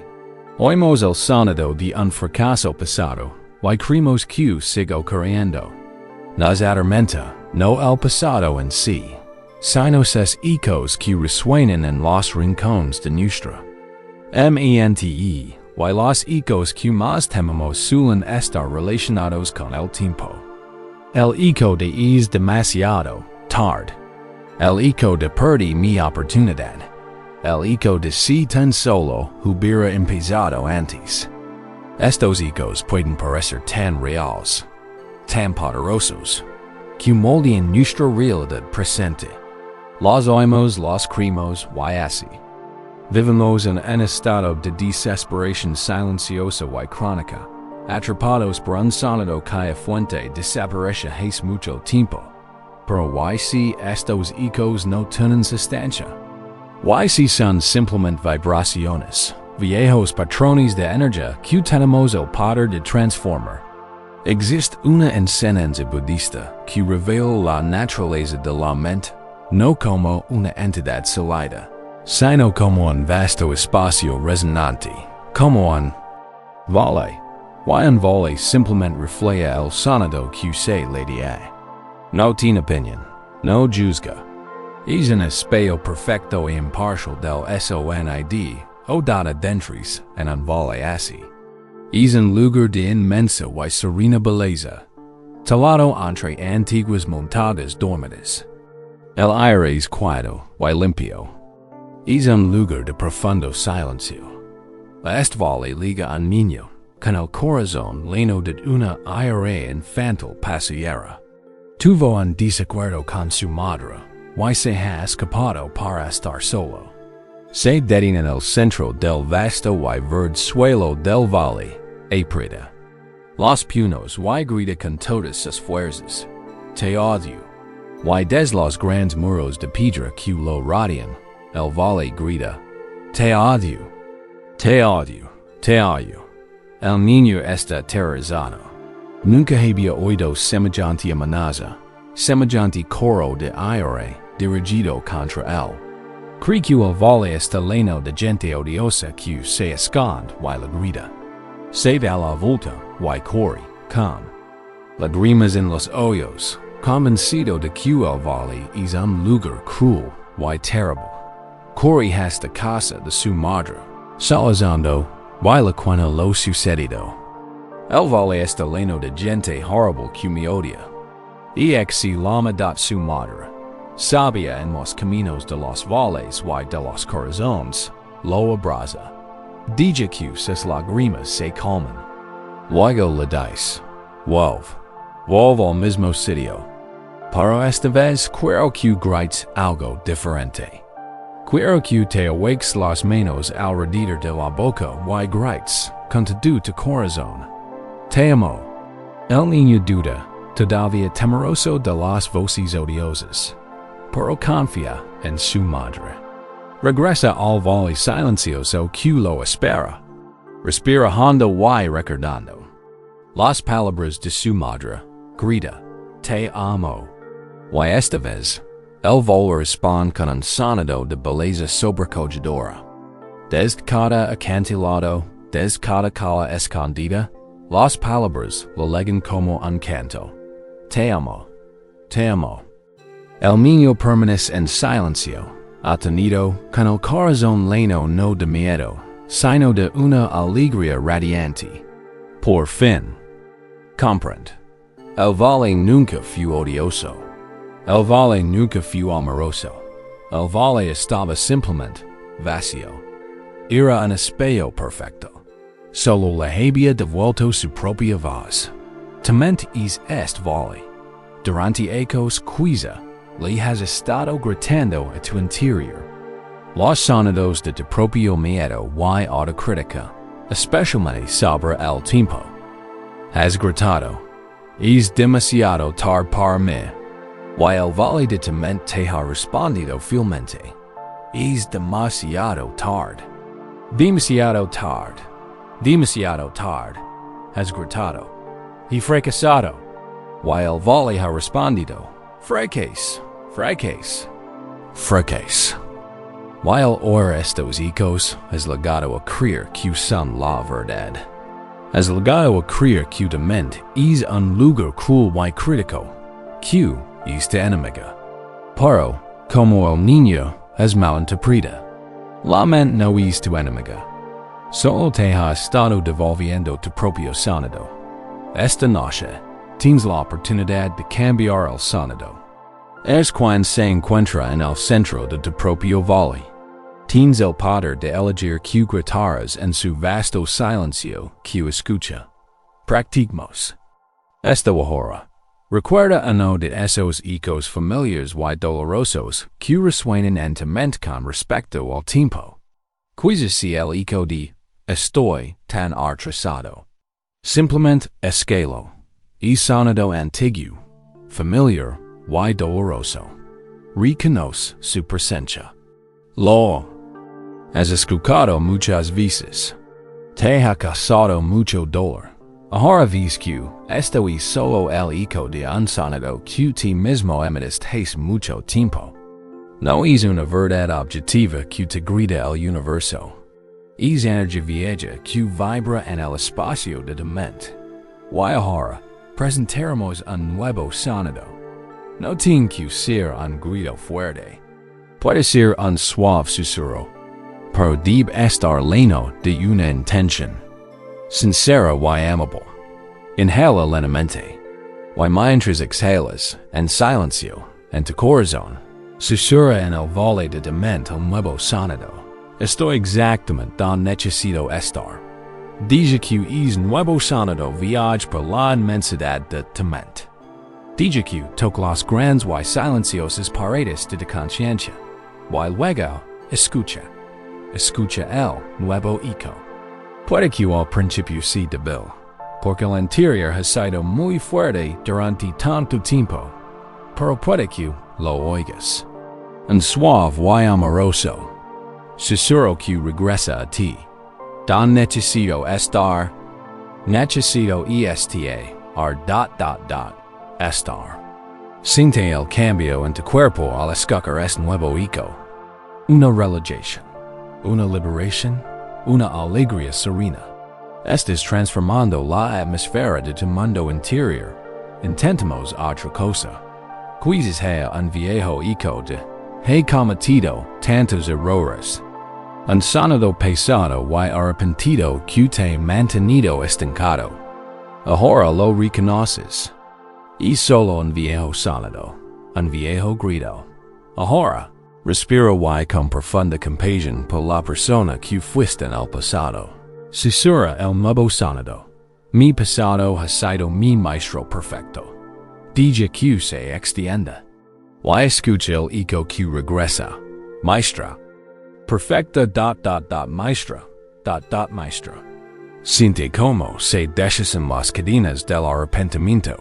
Siente la calidez del auto-perdón. No estás borrando el pasado. Lo estás replanteando. Estás transformando su energía de veneno en medicina. No se trata de mentirte a ti mismo. Se trata de elegir que verdad le dedicarás tu energía. Es cierto que has enfrentado desafíos. Es cierto que estás en un viaje.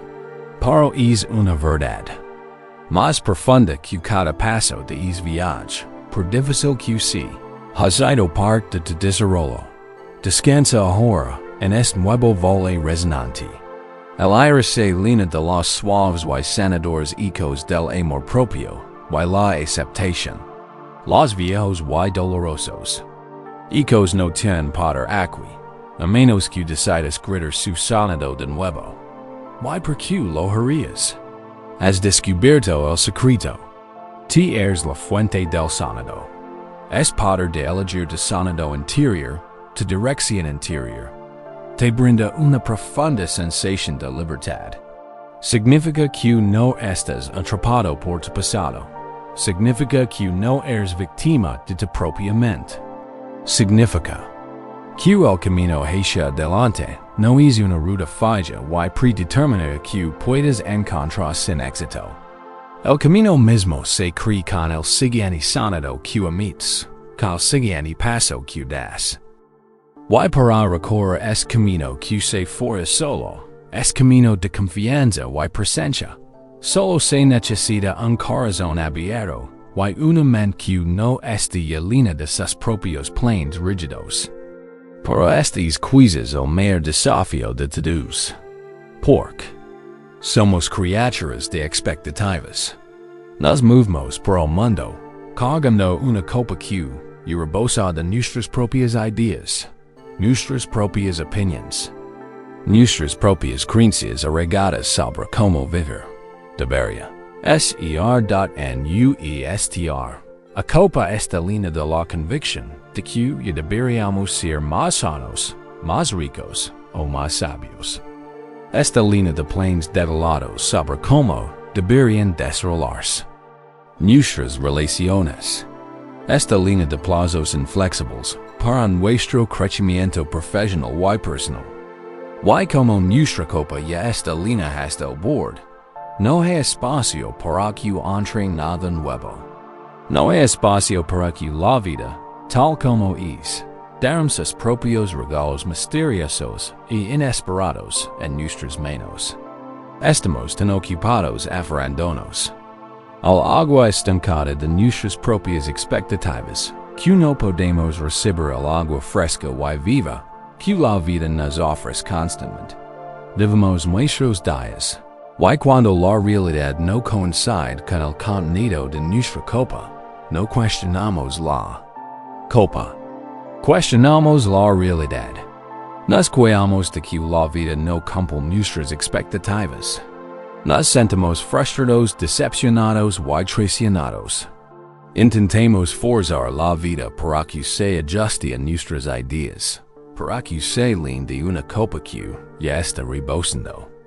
Y el resultado es una lucha constante y agotadora, una vida de perpetuo derek y insatisfacción. La tradición zen habla de una cualidad mental que es el antídoto perfecto para esta condición. Se llama shoshi, o mente principiante. La mente principiante es la práctica de vaciar nuestra copa.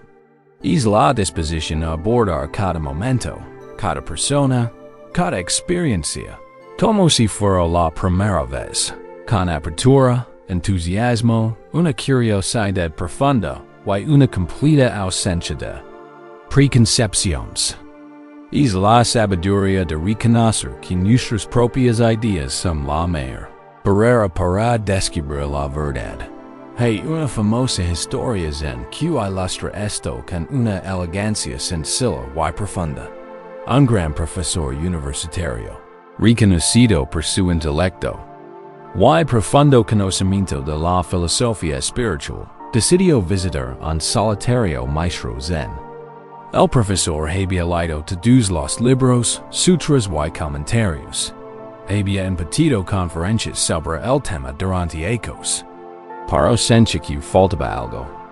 Quería la pieza final del rompecabezas, la transmisión directa de la iluminación de un verdadero maestro. Vaya durante días hasta la pequeña cabana del maestro en la ladera de una montaña. Lo condujeron a una habitación sencilla, donde lo esperaba el anciano maestro, un hombre de presencia tranquila y discreta. El maestro le indicó al profesor que se sentara y luego comenzó a preparar té acute. El profesor, impaciente por demostrar su erudición, empezó a hablar de inmediato. Habló de intrincados puntos filosóficos, de la historia de diferentes escuelas budistas, de sus propias interpretaciones de textos completos. Llenó la pequeña y silenciosa cabana con una cascada de palabras, un torrente de conceptos y ideas. Le estaba mostrando al maestro lo lina que estaba su copa. El anciano maestro escuchó pacientemente, con rostro sereno. No dio nada. Simplemente continuó con el antiguo y elegante ritual de preparar té. Calentó la tetera. Midió las joyas. Versió el agua caliente. Mientras el profesor seguía hablando, el maestro llenó una pequeña taza de cerámica con el té fragante y humante. La llenó hasta el borde, y luego siguió vertiendo. El té se derramó por el borde de la taza, cayendo en cascada por los lados, formando un charco oscuro y extenso sobre la estera.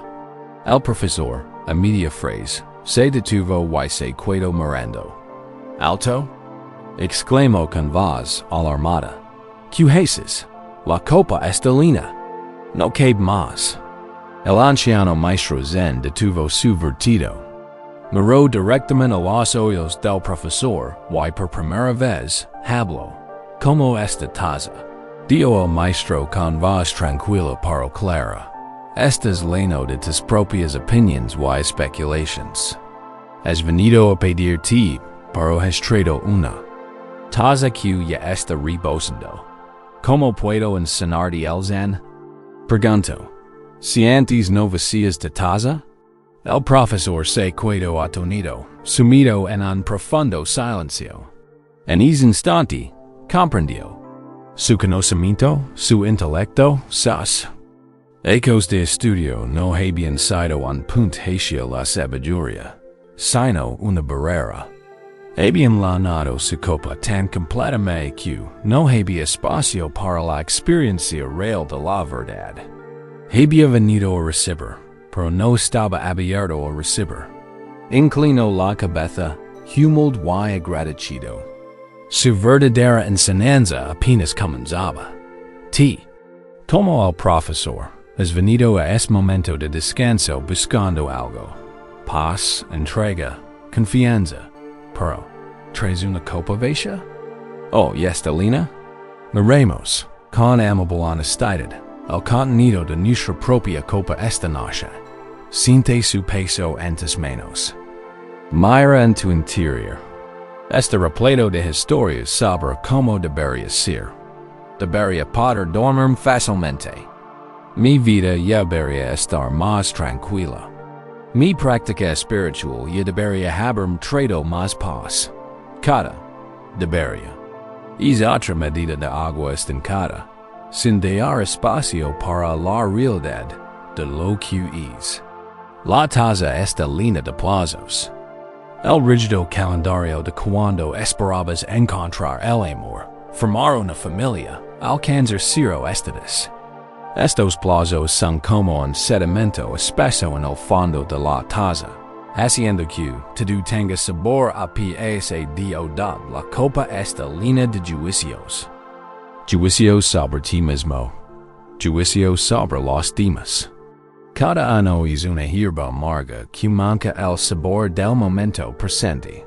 Y así necesitamos aquí, diciendo recibir el don de la paz, pero ya tenemos las manos ocupadas. La vida intenta derramar su gracia en nuestras vidas, pero se desborda, porque nos aferramos demasiado a lo que creemos saber. Esta noche, podemos realizar el acto sagrado del profesor. Podemos vaciar nuestra copa. No es un acto violento. Es una liberación suave y voluntaria. Visualiza tu copa. Imagina la línea hasta el borde con todas tus expectativas, tus planes, tus plazos, tus deberes. Reconócelos. Han sido tus compañeros constantes. Agradeces el papel que han desempeñado. Y ahora, decide que estás listo para algo nuevo. Estás listo para algo nuevo. Inhala lento y profundamente. Y al exhalar, imagina que inclinas tu taza lenta y suavemente hacia un lado. Observa como el agua vieja y estancada de tus expectativas comienza a derramarse sobre la tierra blanda. Déjalo ir. Libera la necesidad de que tu vida se viva de cierta manera. Libera la rigidez de tu tiempo. Libera la creencia de que deberías estar en otro lugar. Libera la historia que te rodea. Deja que tu se desvanezca, se hunda en la tierra, se transforma en alimento para algo nuevo. Sig vertiendo hasta que se acabe la última gota. Y ahora, vuelve a sostener tu taza en posición vertical. Esta vez, siente su ligereza. Siente su pureza, su amplitud y su amplitud. Ya no es una prisión del pasado. Es un recipiente de puro potencial. Este es la mente del principiante. Este es la mente lista para vivir de verdad. Descansa en este hermoso vacío. Has dejado ir la necesidad de saber. Has liberado la carga de ser el experto en tu propia vida. Ahora eres un principiante. Y para un principiante, el mundo está lleno de maravillas. Cada momento es nuevo. Cada experiencia es una maestra. Con una copa tan vieja, por fin estás listo por recibir. Puedes recibir este momento de descanso tal como es, sin exigir que sea diferente. Puedes recibir el silencio tal como es, sin necesidad de que se lean. Puedes recibir tu propia vida tal como es, como un regalo misterioso que se despliega. Y en este estado de recepción abierta, veja y paciente, el acto mismo de esperar se transforma. Deja de ser un periodo de expectativa frustrada. Se convierte en un acto de observación sagrada y consciente.